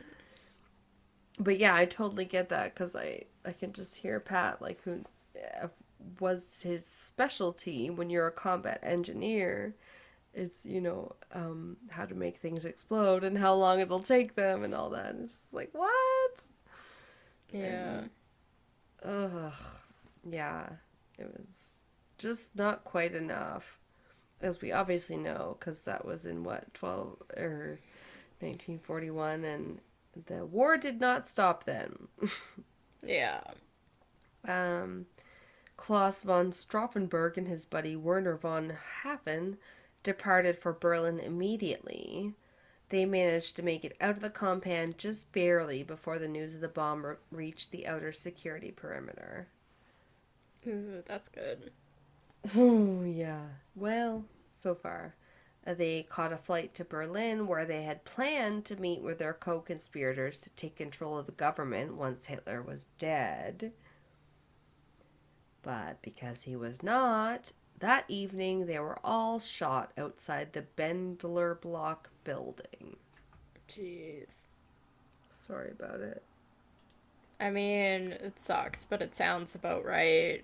It's You were like, kind of that's shit good. that And I was like, happens. well, for now. But then, damn. I mean, that's really, it really shitty because you were trying to make a peaceable agreement that would Yeah. stop the war in, like, your country and stuff. And they were like, nope, you just get to die. The attempt on Hitler's life was apparently, quote, derived from Operation Valkyrie, a covert plan officially sanctioned by Hitler for the reserve army to take control and suppress any revolt in the country in the event of his untimely death, which the conspirators adapted to suit their purpose. Yeah, weird. Yikes. It was your undoing to try and make sure that you stayed in power. Yeah, that's confusing. Oh, I know. And finally, on that note, he, 1 month after the blast, issued a medal. On August 20th, 1944, he presented the survivors of the blast a badge of honor that he called the 20th of July, 1944 Wound Badge. Wound bat. Wow. Yep. I can't even. I don't even know what to say. Right? I don't think everyone got wounded. I don't even know if Hitler did. He was just like, oh, I didn't die. Cool, have a badge. Nice. And that's all I have on the Wolf's Lair. Wow. Yeah. So, I did have another part on the German submarine U-352, which was also part of the World War. World War II. Yeah.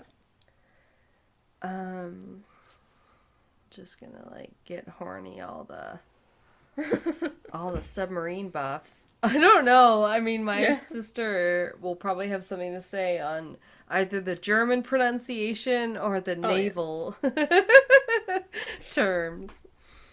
But I feel like I learned a lot. So That's the cool part, yeah. That's what I like about the podcast is learning different stuff and researching things you wouldn't normally look up or spend a bunch of time. That's what I was gonna say. Yeah. Things you wouldn't normally research if you didn't have to. Yeah, it's cool. People only seem to look up the controversial things nowadays. Yeah. It's cool to look up stuff from around the world. Alright, well, they had a type, I don't know how they called this one in, because I've only seen it written, but I kept saying a VIIC, but maybe it's more like a Roman numeral, so maybe it's more like a 7C. VIIC? VIIC, yeah. So that, 7C. The 7 C's? The 7 C's? Oh my god. Yeah, maybe. Sort of. I don't know. Yeah. But yeah, it was more like, what the hell is a submarine? Yeah, they were pretty cool submarines, I guess.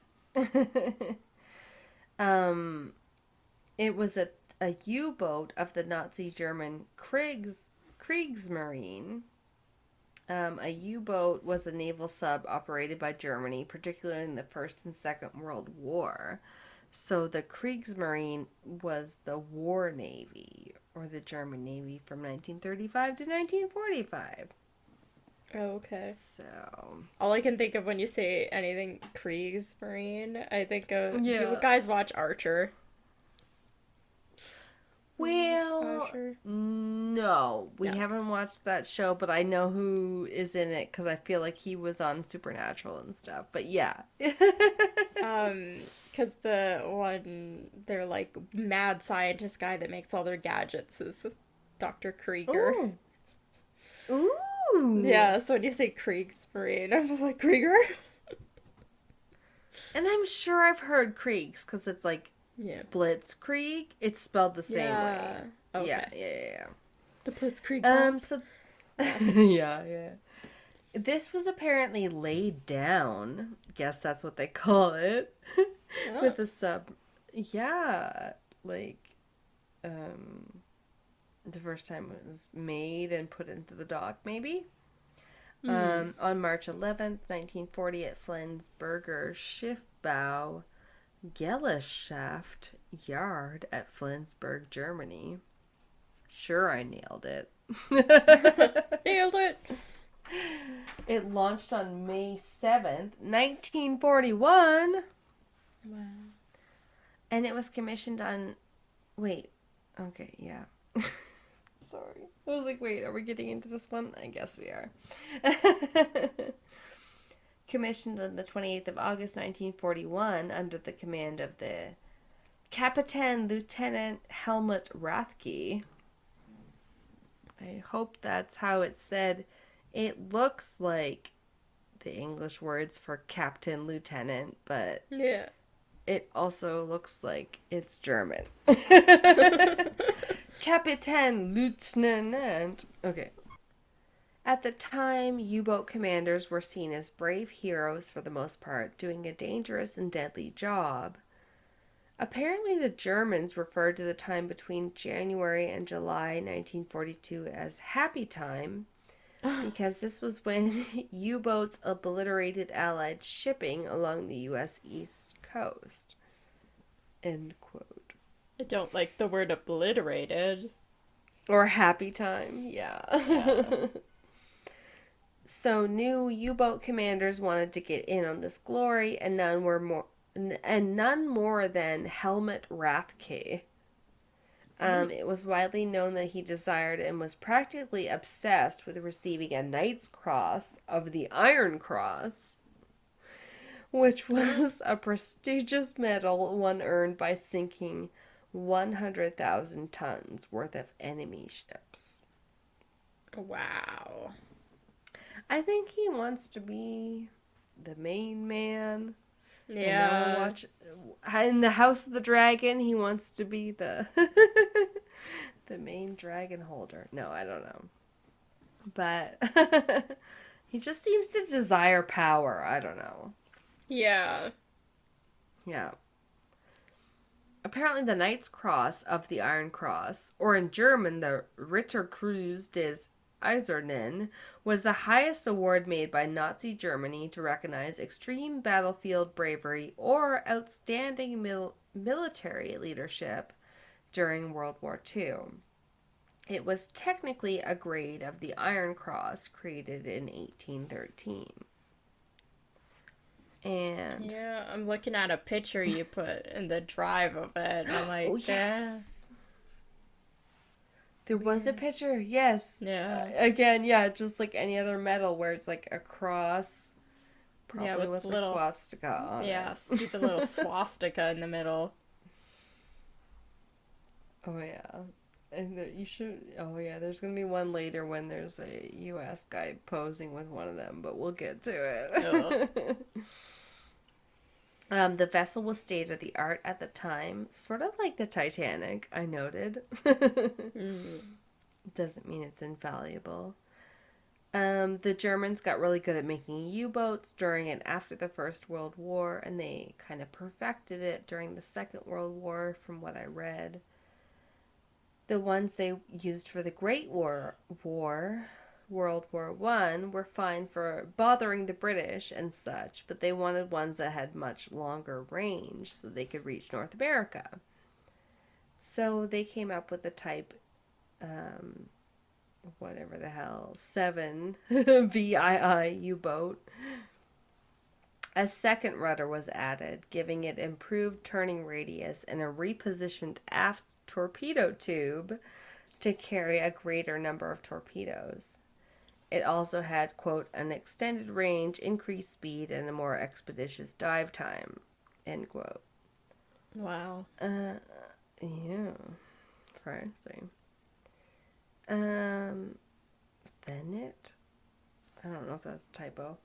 Someone was upgraded to the type VIIB, then finally the type VIIC, which is what the submarine U-352 was. And a fun fact was, in order to make space for the new active sonar in these subs, the Sondergerät für active Schellertug, or Esgerot, much easier to say, they had to make or find 2 more feet of space inside the vessel to fit this sonar device. Okay. Might sound easy-ish, but no. It was like, since every inch matters on board, they really had to get creative to like Tetris it. Yeah. So German engineers had to design and fabricate. Oh, let's see if I can read my quote here. German engineers had to design and fabricate a new hull section, install additional framing, enlarge the conning tower, lengthen the fuel tanks, and install a new filter system throughout the U-boat. Wow. All for 2 feet, you said? Yes. That's crazy. Like, I found that crazy just too. put it on the roof. Put it on the roof. Like, strap it with duct tape to the side of it. Like, oh, something. Give it a spoiler. It'll be totally as aerodynamic. Yeah. And then, from what I read, it said it became the most produced U-boat of the war. One British Admiralty report said, although we shall not win the war by defeating the U-boats, we shall assuredly lose the war if we do not defeat them. Oh, okay. Well, I mean, that's a confusing statement. He's like, I guess we can't win them by defeating all these damn submarines, but it still might help. Yeah. I don't know. Hi. Hi. We're recording. We're recording again on a different day. Yeah.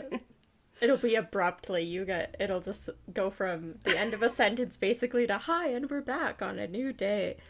We let it go too long and too late, and celebrating the end of some hard weeks too hard. And you got the hiccups, and it was like 11 p.m. They talk about having a hiccup. We had literal hiccups, yeah. Yeah. So, that's we're what I back. get for always making fun of Pat when he gets them, because he'll be like, for like 40 minutes, and I'm like, okay. Yeah. All right. Yes, so we're on board with the crew of the U-352. So they were made to go live aboard the sub before it was launched, presumably to get a feel for the small space. Gonna get that tight space. Yeah. Yeah, even with the extra 24 inches they made, it was still a tight fit. So there were 46 crewmen in there. 3 officers, 1 midshipman, 18 petty officers, and 24 seamen. That's what it consisted of. It's a lot of people. Right. Most of them are just under like 4 of those. You know, the officers and whatever, yeah. So 31-year-old Rathke, Helmut Rathke, the lieutenant or whatever, had only 6 years naval experience. And this is a fun fact, none of which was below the surface, of none of which involved submarines. So just regular, or I guess non-submarine boats. I guess. Yeah. I mean, what else? Just other boats, just regular boats that don't Right. go He's under. on the regular ships. Yeah. Yeah. Okay. He's, on the aircraft carriers and stuff. Yeah. But what he was really good at was being super strict. Yay. Great. I mean, yeah, they liked that and thought that that was good because of 13 of the crew were under 21 years of age. It's like the Office of Naval Intelligence characterized that as extreme youth. Youth to the extreme. Yeah. But it is. It's extremely Yeah. young, so it's pretty like, okay, we better be careful, Yeah.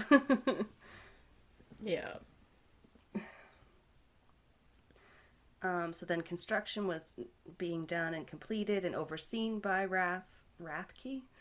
And he was sometimes sitting and watching from a wheelchair because he had been injured in a skiing accident, which was not what I was expecting. Yeah. And he punished one of his sailors for getting drunk while on leave. So I guess probably, they're working on it, but like when you're on leave, you're usually On allowed leave, to do what yeah. you want. Yeah. It's like, So that was weird. Yeah. yeah. It's not drunk on the job. Yeah, he's a hard ass. So he canceled the remaining leave and detained him on board. Jeez. Yeah. Next, they had to do 5 weeks of sea trials. Wow. Gee. Then, yeah, like, ugh. And then they got to stop in Danzig, Germany, which I was like, what? That's a place? And not just a band? And then they went on to Flensburg to take on provisions, including 14 torpedoes and thousands of rounds of ammunition. Wow. Quite the pickup. Gotta get ready. Go shoot those Americans. Yeah. And then there was a really short quote that really summed up their first mission pretty succinctly. It was just basically, U-352 left Kiel on the 15th of January, 1942, and arrived at Bergen in Norway on the 19th. She left the next day and patrolled south of Iceland without success before sailing to her new home port at Saint-Nazaire in France by the 26th of February. Oh. Yes. It's very exciting. But I did find like a few more details on a better article. But it was like still pretty pathetic. Yeah. I like the Yeah. without success. It's like, cool. Way to go. Good job. Yeah, they just summed it right up. I was like, oh, okay. I guess it's not always exciting in the military. There's probably a lot of waiting around doing stuff past Exactly. time. Yeah. Being backup or being a presence somewhere. Yeah.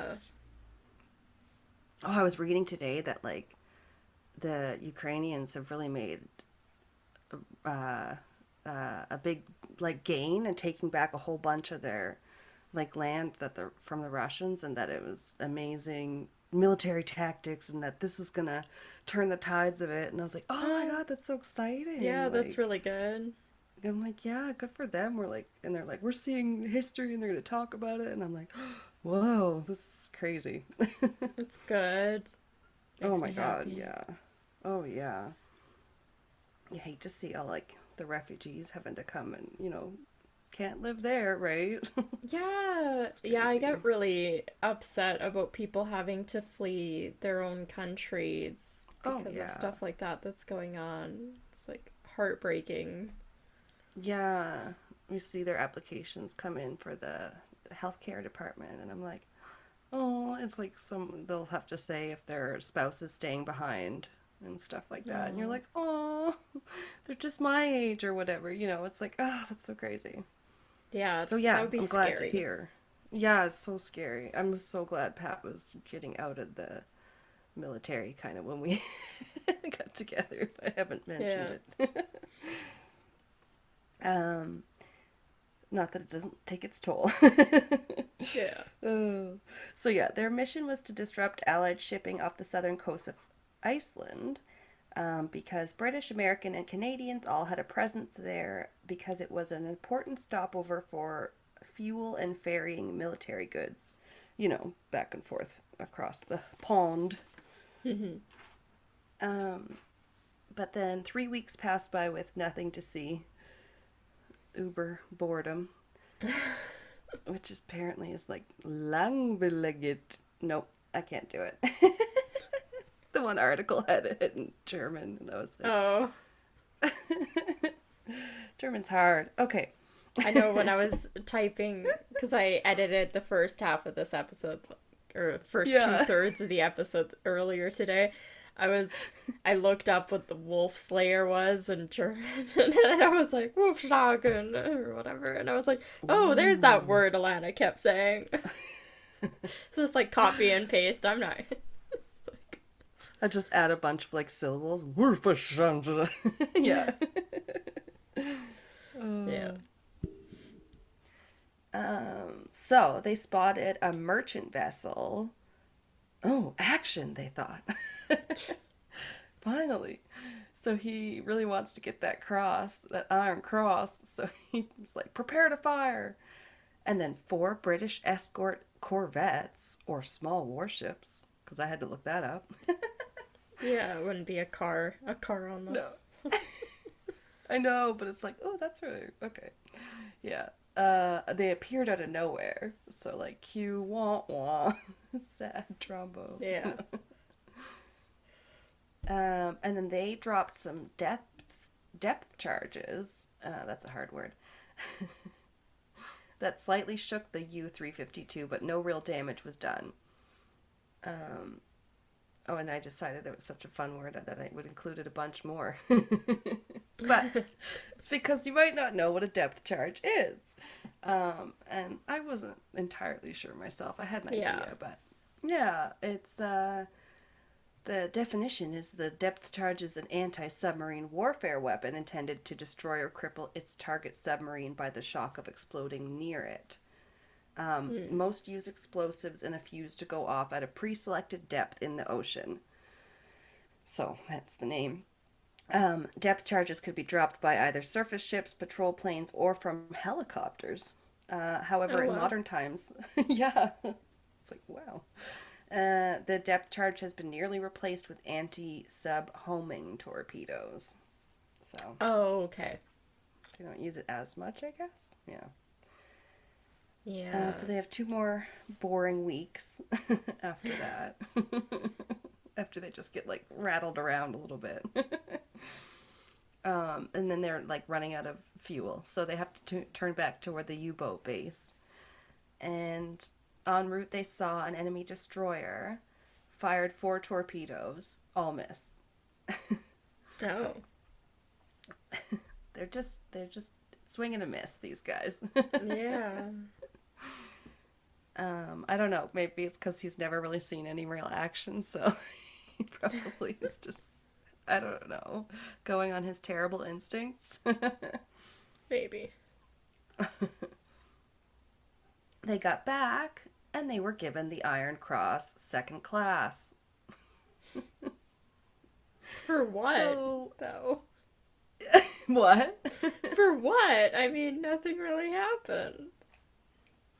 I know. I don't know why they gave him a baby award to make them feel better. Yeah.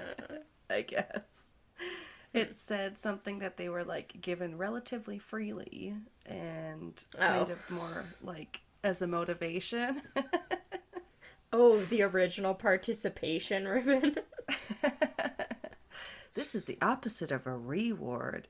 It's a Yeah. pre-ward. I don't Okay. know. Yeah, hopefully you're gonna do something next time. Here you go, Ralphie. Oh no, he's just the dummy kid on The Simpsons. Eating glue. Okay. So they had an overhaul rather, and that complete, they set out on their second voyage on April the 7th, 1942. This time off to America.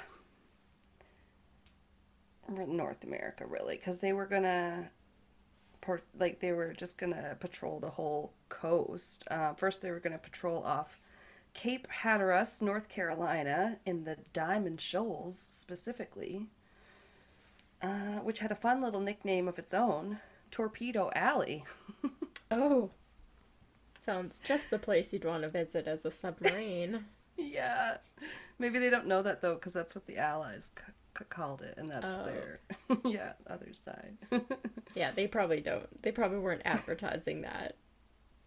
Right, and then like their bosses weren't gonna tell them. They're just like, you go down here and you try over here. Yeah.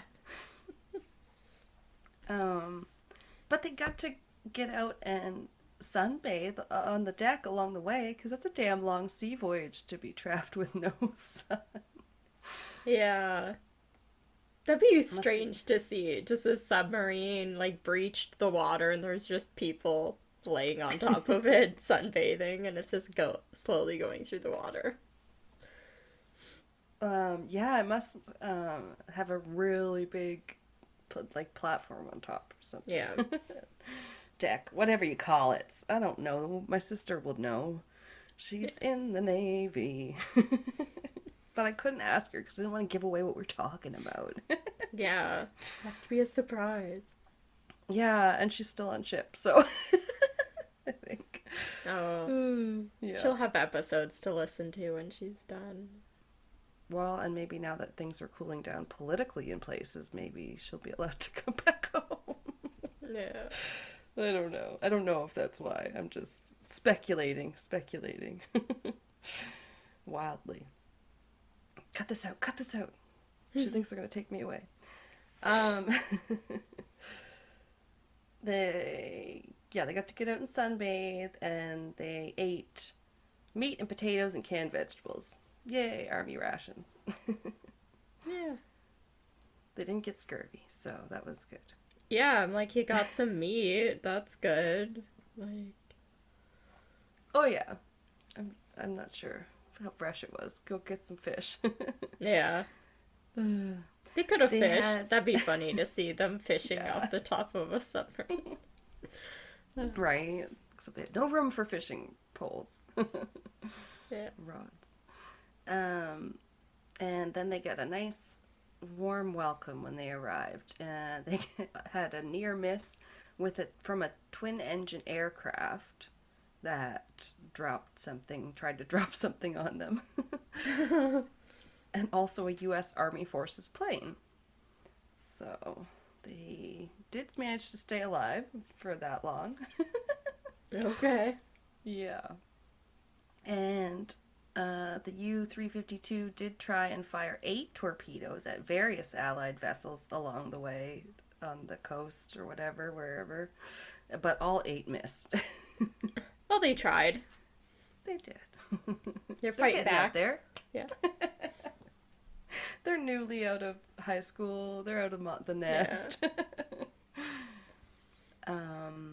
And then on May 8th, 1942, the U.S. Coast Guard, so not a military vessel, like, that'd be military adjacent. Be like, were they still using those weird speedboats? You always see them on. I don't know, I just think of, actually there's one episode of that 70s show where, like, Red, he was in the military, and then I think Bob, the neighbor, was in the Coast Guard, and then, like, Red gets really, like, oh yeah, like, that's the same thing. You guys are really out there, because he likes to make fun of Bob. So now I don't know, but I just know they're not usually, like, they don't see a lot of action. They're just there to patrol close to home, like for Yeah. drunken party boats and stuff mostly, I think. They don't go far out to sea. No. No. Yeah. So this was a Thetis class cutter, and it was called Icarus, which is fun.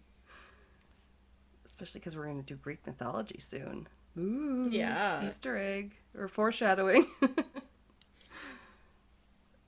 And it was ordered from Staten Island down to Key West to escort ships along the eastern frontier, which was the whole eastern coast of the U.S., like from Florida all the way up to, it said Canada, so I'm guessing, yeah, Maine, New Brunswick, like, Yeah. they never specify. It's always just Canada whenever you read an article like that. They go, well, there's Canada. Yeah, they think we're all just one big place. Yeah. Anyway, Icarus was originally a rum runner vessel built during Prohibition times. That's cool. And then the captain of it was just relaxing in his quarters because the sea was calm, only a slight swell. But then, at 4:25, Icarus's sonar picked up, this was what they described it as, a, quote, rather mushy, quote, Mushy. contact. Yes. Perhaps not a very clear signal, but I just thought that was a great descriptor. Mushy. I think of Mushy. mushy peas. Yeah. They said it was off the port bow and it was in direct contact, but they pursued. Yeah. Just mushy. Mushy. Pursue the mushy peas. Mush, mush. The U-boat seized the U.S. Coast Guard ship, although they didn't, like, see what kind of ship it was, right? They're just obviously could see it on their radar also. So, Rathke ordered the crew to their attack stations and fired a torpedo. Jeez. He's hot to trot, yeah. And apparently this was not such a sure thing as firing on a cargo ship, like they were like supposed to, I suppose. Oh. I assume that would be a yeah. lot bigger than the Coast Guard ship was. Probably. Yeah. But this was described as a fully armed vessel in shallow water, vastly limiting the sub's ability to hide. So I guess that was part of the problem. I don't know. Ship talk. Yeah. It's obvious they were just like not really thinking it through though before they just decided to engage. That's what it seems to me. Yeah. After it. We don't know what the fuck it is. Let's go. Right? Yeah, he's trigger happy. So it exploded 200 yards off the Icarus's port quarter. A deadly game of cat and mouse then ensues. So Rathke, attempting to hide, orders the submarine to go right behind the Icarus to mask the U-boat's propeller noise in the actual wake of the Coast Guard boat. Oh, okay. Yeah, like in their actual... Yeah, it's like, what? Okay, so we're gonna go right behind you, and they're still below, obviously. So the Icarus, onto their moves, hip to their jive, Yeah. drops 5 depth charges. I mean, yeah. Like, Yeah, I guess if you got them, like they're a Coast Guard ship, they have these, and now they're being fired upon. Yeah. So on the U-boat, a radio man yells a warning, "Achtung, Wasserbomben." I imagine something like that. Much more harsh and scared. Yeah. I don't know. That would be so crazy. They shook with multiple explosions, and the executive officer was killed, and the attack periscope was destroyed. Everything was then just like tossed around like, I don't know, dice in a cup. These are my Yahtzee. descriptors. Yeah. Oh God. The most terrible, terrible Yahtzee. Yeah. Deadly Yahtzee. People Yahtzee. Uh, he always does descriptions like that on the History's Most Dangerous podcast, the Doomsday one. Yeah. Oh man. That's a good Canadian pod. Anyway, someone was asking us for recommendations on our Instagram. They said they liked us and they wanted us to recommend some other good Canadian pods. So that's why I said that's a good Canadian pod. I'm just happy because earlier today, because today's Monday, Bailey Sarian's back with the murder mystery makeup for the first time in almost 4 months. Because she's been doing that. Break ski. Yeah, she was doing the Dark History podcast ones. I think that's taking up a lot of her time now. So she's back for the murder mystery makeup, and we're like, yes, it was amazing. And I was like, we missed you. Oh, it was so funny. That's awesome. Yeah. Some of those YouTubers get crazy freaking listens and views and yeah. whatnot. Yeah, it's crazy. I had clicked into it and it was like the live premiere and I was like, I can't watch this. It says it's like 40 minutes long and I don't have time right now because I was about to leave the house. And it said there was like almost 23,000 people watching it live, like as she was premiering it. I was like, holy shit. Damn. Like, yeah. It was wild. We're gonna have to do some videos on YouTube. Anyway, we'll talk later. That's cool though. Yeah. I wanted to check out some of the Dark History one. I don't know if I did, but there's always time. There's always so many to listen to. Yeah, I've watched a few of them. I don't like them quite as much as the true crime like cases, so yeah, it can be different for sure. Yeah. Like when people do a second show too. Back to the disaster. Leave these guys hanging, being tossed around like dice in a cup. Yeah.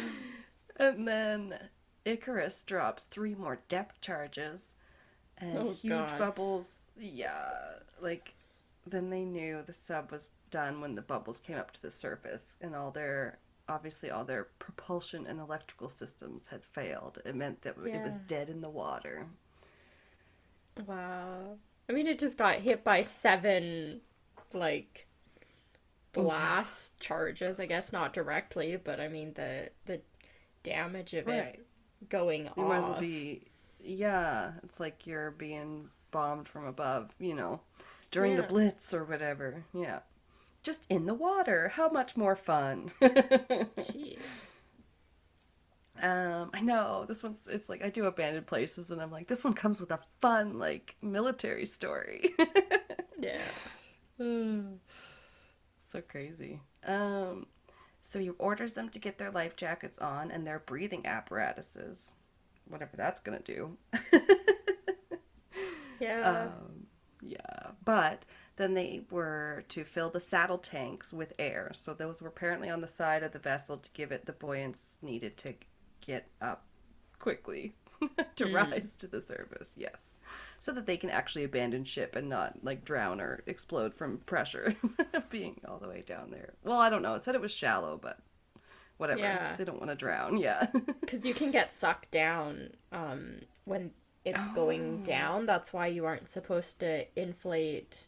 It's part of the reason you're supposed to inflate your life vest after you get out of a plane if it goes down, is because that propels you up, like, very suddenly. And if you do it when you're still inside the aircraft, you can get stuck in there. And then if you don't pull it at all and you try and swim up, you could get sucked down because it's creating almost like a vacuum. Like, that's right. Yeah. Freaking Titanic. Yeah. That always comes to mind. Well, especially when they said with this one that it's like state of the art, that made me think Titanic too. Yeah. It's always vulnerable.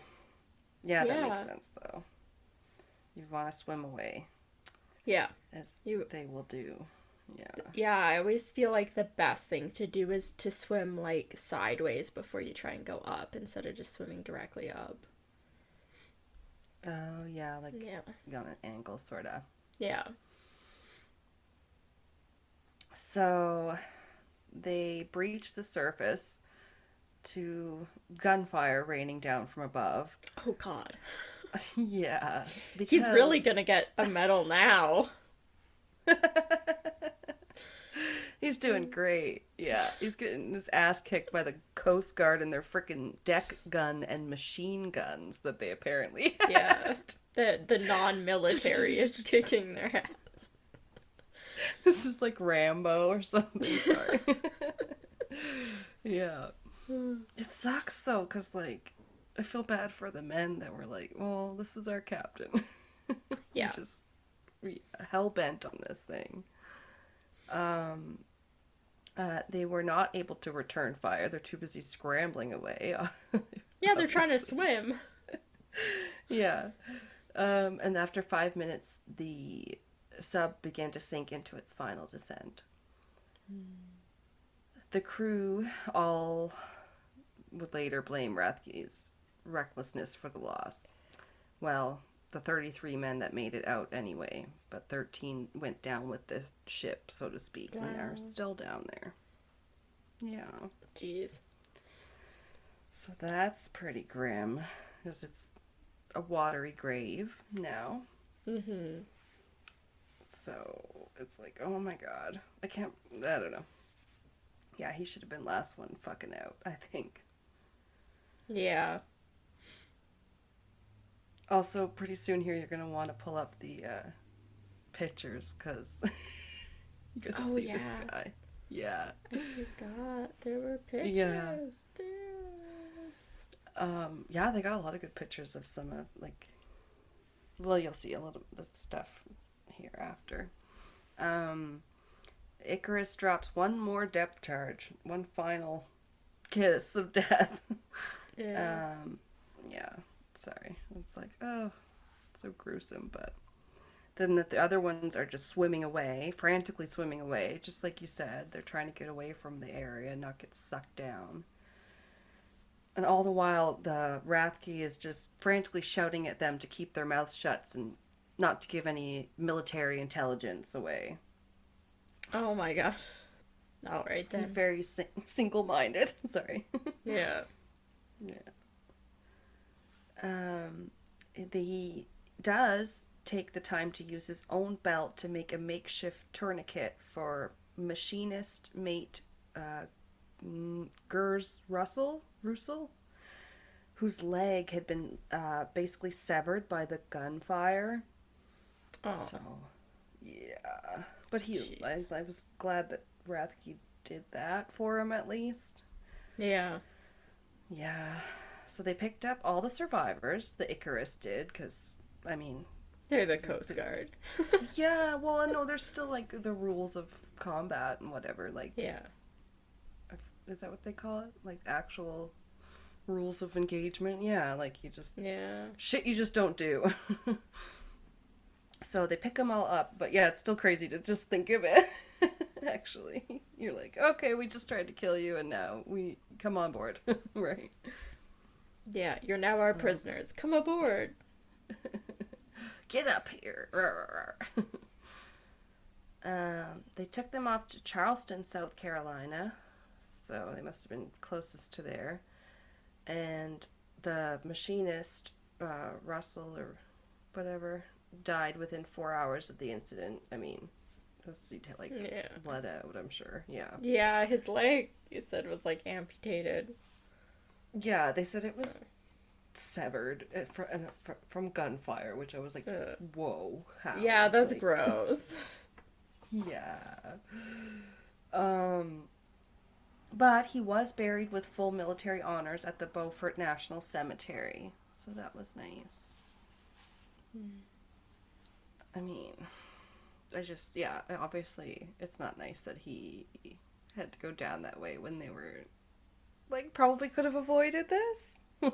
Yeah, he shouldn't have pursued them directly to the coast and then basically beached the submarine. Yeah, like, their guy is an idiot. Yeah. Yeah, so they're now all prisoners of war, not allowed to go anywhere until the conflict had ended. And apparently they should have been kept separated on the ship too when they were being taken back to, be processed to put in POW camps. Hmm. But the Coast Guard didn't really have any training on that, so, you know. It was the first submarine sunk by a Coast Guard. I was like, give them a break. Oh God. I know, I just looked at the picture of what it shows, the Coast Guard boat beside the U-boat, and I was like, oh yeah, that looks like what I picture. I assume, is it the little boat? Is that the Coast Guard one? Like this little, it looks like a little tugboat. Oh, probably, yeah. And It I'm probably like, actually looks real small compared to the yeah. actual submarine. Yeah, I have to go look now. Oh, oh no, that's the wrong one. I'm like, the one Or in the... wait, there's one where they're coming back into port with the survivors, and there's like a tugboat beside them, I think. Oh, okay. Yeah, I think that's the one where they're just bringing the prisoner of war back. Oh, okay. So they're the one closest to the dock, I guess, then. Yes, yeah, Okay. Because I'm like, that doesn't yeah, actually, now that I look at it, that doesn't look very submarine-ish. But yeah. That yeah. one, that one's called Coast Guard Cutter Icarus with, yeah, Youth Yeah. 352 POWs. Yeah, Oh, okay. yeah, that's them Yeah, it's coming back still in. still not a big ship though. No, my favorite picture's the one where they're processing Rathke, and they're like, and Oh, they say the... Rathke's the one in the shorts. Where is it? Where is it? Oh. Oh god, I gotta go see. Oh, here we go. Oh, I see which one. Like, Oh, why does he look so angry? now I can't see it, but yeah, he was just so pissed. I like the one where it looks like they're taking his mugshot. I love it. Yes, they were taking his mugshot. Yeah. That's my favorite. They're great. I'll put them up on our Instagram because, Yeah, he's it's just hilarious. like in every way, just like, this is not fucking how I wanted this to go. No, I love it. He's like in front of the cliche sign that shows his height, and then he's got 4 lights directed directly at his face, and then there's this big thing in front of him that's holding up a tiny square box that looks really thin that he's supposed to stand right in front of, that'll show the frame of Right. the picture. Like, It's like getting your driver's license photo, but with the numbers. Yeah. yeah, it's great. I had to include those. I was like, there's so many Yeah. pictures. It's so funny. Yeah, it's pretty good. So they were sent to Fort Bragg in North Carolina and interrogated there. Hopefully they gave him some pants to wear. Because he took off his belt. Oh, maybe that's why he had to pour some shorts. Oh, yeah, his I pants don't didn't know. stay up. He's on vacation. Leave him alone. Oh god, no, he never is on vacation. He never ever like relaxes. He wanted to be like Hitler's freaking best friend, I'm sure. Yeah. Cuz he was told of like what was going on in the war then and stuff, and the article said he, quote, refused to believe that Germans inflicted outrages upon Poland and Poles. Like, I mean, he must have heard that he invaded Poland and been like, no. Not my Hitler. Yeah. Right. Yeah. Yeah, he did. So they bounced around POW camps until the war played out, or whatever you want to call it. That's obviously a soft way to put it, but like until the war was over. Yeah. They landed at the Papago Park in Arizona with other U-boat POWs. There, he continued to be a big disciplinarian at the POW camp, where he punished people. I just realized I'm saying so many P words. For failing to police laboratory. Okay. To police the bathrooms? Yeah, sure. Okay. Somehow. What does that Not mean? sure in what way. They're not keeping it clean enough for his liking. Or Wow. someone's taking too long in there. It stinks in the bathroom. Get some potpourri. Creed's in the woman's bathroom again. He then even punished the cook for allowing bread leavings to be thrown into the drain. Jesus. Also, how is he allowed to punish the cook? Because he put him in his quarters for 3 days. He sent him to his room. Yeah, how are they letting him do this as himself being a prisoner of war? Like, how is he? Well, maybe the cook is also another Must prisoner of war. be. They just have them working for them in the kitchen like they Must do at be. modern prisons. Yeah. Jesus. Well, they did on Oz. And you didn't want to piss off someone that worked in the kitchen or they put glass in your food. Yeah. At war's end, he went back to Flensburg, Germany. And that was, I'm sure he lived out his days. But now, it's actually it's actually now a really popular dive site. And that's what a lot of the pictures are online. And it actually looks pretty cool. Even though it is creepy. I was disappointed I didn't have anything haunted this time, but it is creepy. And there is, like, it's tragic. You know what I mean? Yeah. It's macabre and all that stuff. And there's a lot of marine species that live there now, so you can like. Gonna say, look at this school of fish. It's like an aura that just is right around it that you could draw a line around and be like, no fish go past this line, because it's like no fish, and then it's like both of them. It's like just thousands of fish. Yeah, a cloud of fish that do not exceed past a perfect line. That they are making themselves in the ocean. Yeah, they just loved it. Most of the ones I could find. Oh yeah. They're like really wrapped around it. Yeah. Oh, there's his mugshot. Yeah. It's great. Yeah, so something good came out of it. It's apparently remarkably intact. They say, like, people that dived it, or yeah, one of the articles I read, they had dived it. Dove it? Whatever. That it's mostly deteriorated just to salt water, and some of the outer shell is kind of worn away. It's kind of exposing the bones of the hull.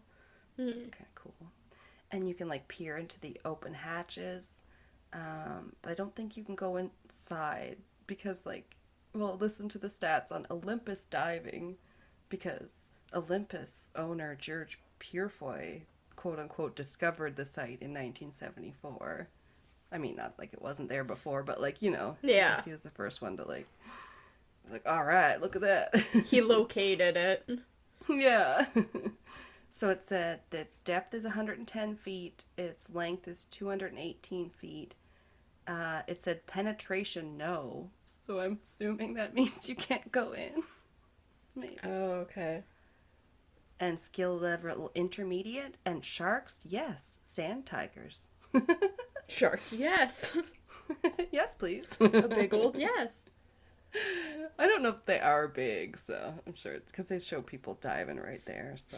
Meh. I don't think sand sharks are too bad. Let me Google it. I want to look at a picture of sand shark. Okay. Shark. I should have included them because I knew inquiring minds would want to know. Oh no, they're also... big. Oh, are they? Okay. Like next to a person, they're big?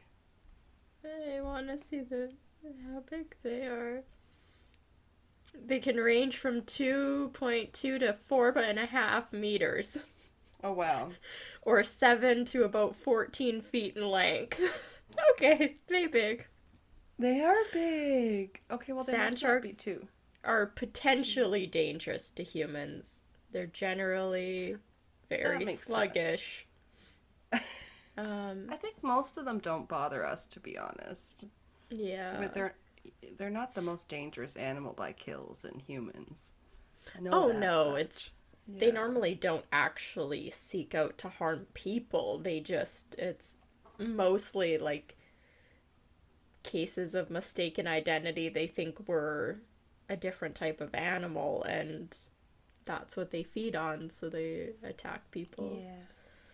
The Yeah. killer whales like Like to eat my little seals. snaily, sealy babies. Yeah, I always Yeah. hate watching that stuff on the frickin' Discovery. Yeah. uh, so the last quote is just the description of the wreck. Hmm. It lies in about 115 feet of water and sits at a 45-degree list to starboard. The wreck scatter is within a 100-meter radius of artificial or a 100-meter radius of location above on a sand bottom. So I guess it's not that more than 100 meters wide. Oh. Yeah. And it said that this wreck has become an artificial reef that is heavily populated with Hamantheus vivanis. Maybe that's the fish. And Maybe. it is a popular scuba diving spot for advanced divers. A replica of the wreck is on display at the North Carolina Aquarium at Pine Knoll Shores. At the aquarium? Okay. Yeah. Probably just a little model. That's cool though. Yeah. They said it's a really like #1 dive spot around the coast of like North Carolina. That's pretty cool. I know my brother, Yeah. he did scuba diving. It was either when he was in Oh. Cuba or Dominican, and they went through a ship. I believe it must have been a wooden ship of some kind, but they were telling them about Ooh. a certain type of fish that like live in there, and if you see them, you aren't supposed to go near them because it was like a type of jellyfish or something. Like it could like sting you and you could get paralyzed or something, and then you die down there. And he's like, yeah, and we were going through, right. and it was part of just basically like the free time, so you could kind of go wherever you wanted. And him and his friend were going, and they got like partway through the one room, and then they realized they basically had just entered a room with like thousands of these things, and they couldn't turn around, so they had to basically just keep going.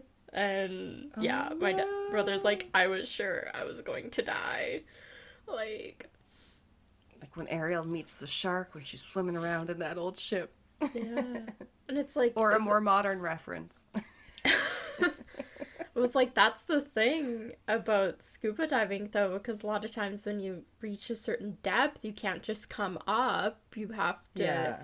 like, acclimatize at certain points. And I want to get scuba diving certified because it would be so cool to go down, but at the same time, True. like, not being able to get away as fast as you normally would be so scary.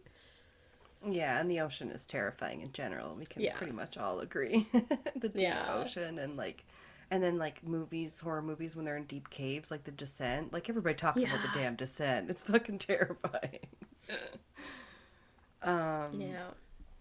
Also this one with the POW camps, and then I was like looking for if there was haunted POW camps. I mean, I didn't need any probably. more information for this one to be longer, but it turns out there was like even some camps in Canada and stuff, and some of them are like haunted in like Ontario, and I was like, ooh, Oh. possible future topics.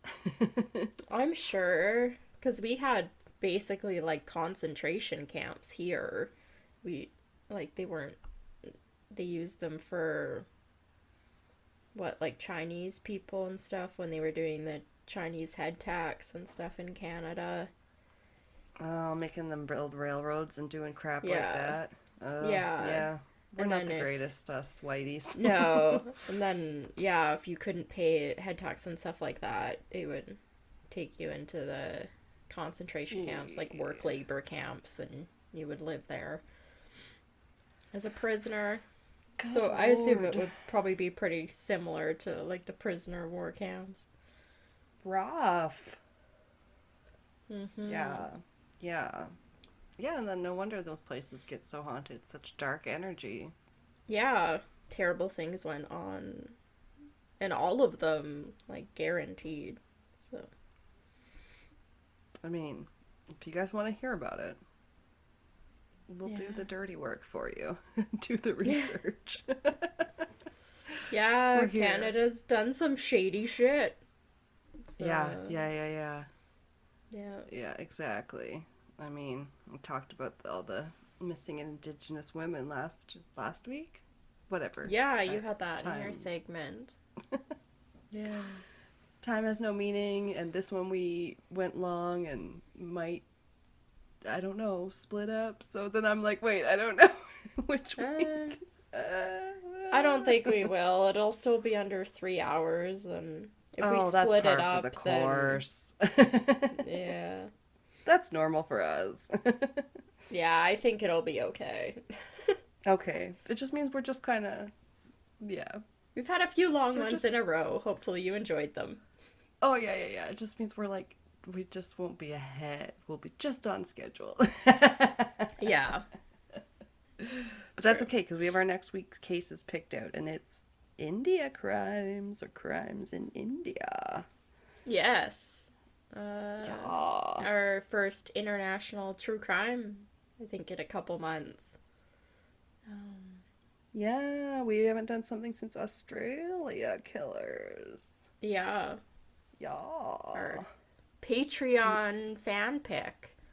Exactly. If So, you want us to pick your place, your hometown murder, or whatever, hit us up.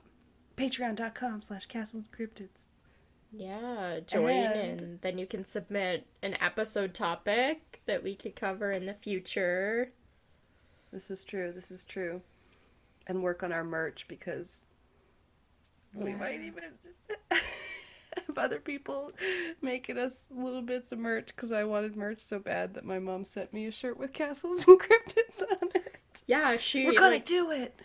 she like had our one of our logos basically, I'd say, like vectorized, that they use. It just breaks it down to like a What simple now? kind of silhouette. And then Right. yeah, she had it That's a screen word? printed. Yeah, Okay. vector. That's a Yeah. big word, Kelsey. You confused me. Well, I used Sorry. to screen print T-shirts. So I know. Oh, okay. Yeah. Yeah, I Any think she people? said my cousin did it for her. Yeah. Shoshi. Shout out to Shoshi and my mom. It's Yeah. so cute. We have cute shirts. We'll have to, next time we're together, we'll put them on and we'll take some pictures and post them. Yes. Mm-hmm. I'll have to post them. I haven't yet. Yeah. I need to very feel nice. cute with Kelsey first. Yeah, we'll do another photo shoot soon. Fall photo, pumpkin spice, everything. No. Uh, Ooh, 'tis the fucking season. yeah. A day when Let it's us know not. what you want for spooky season. Sorry. Yeah. Uh, We do. we have a couple picked out that are dark and, appropriate. But Yeah. if you have ideas, we'd love to hear it. Yeah, what do you guys want to hear leading up to Halloween? Let us know. What kind of cider should we drink? All right. Thank you for listening. Yes, bye. Bye.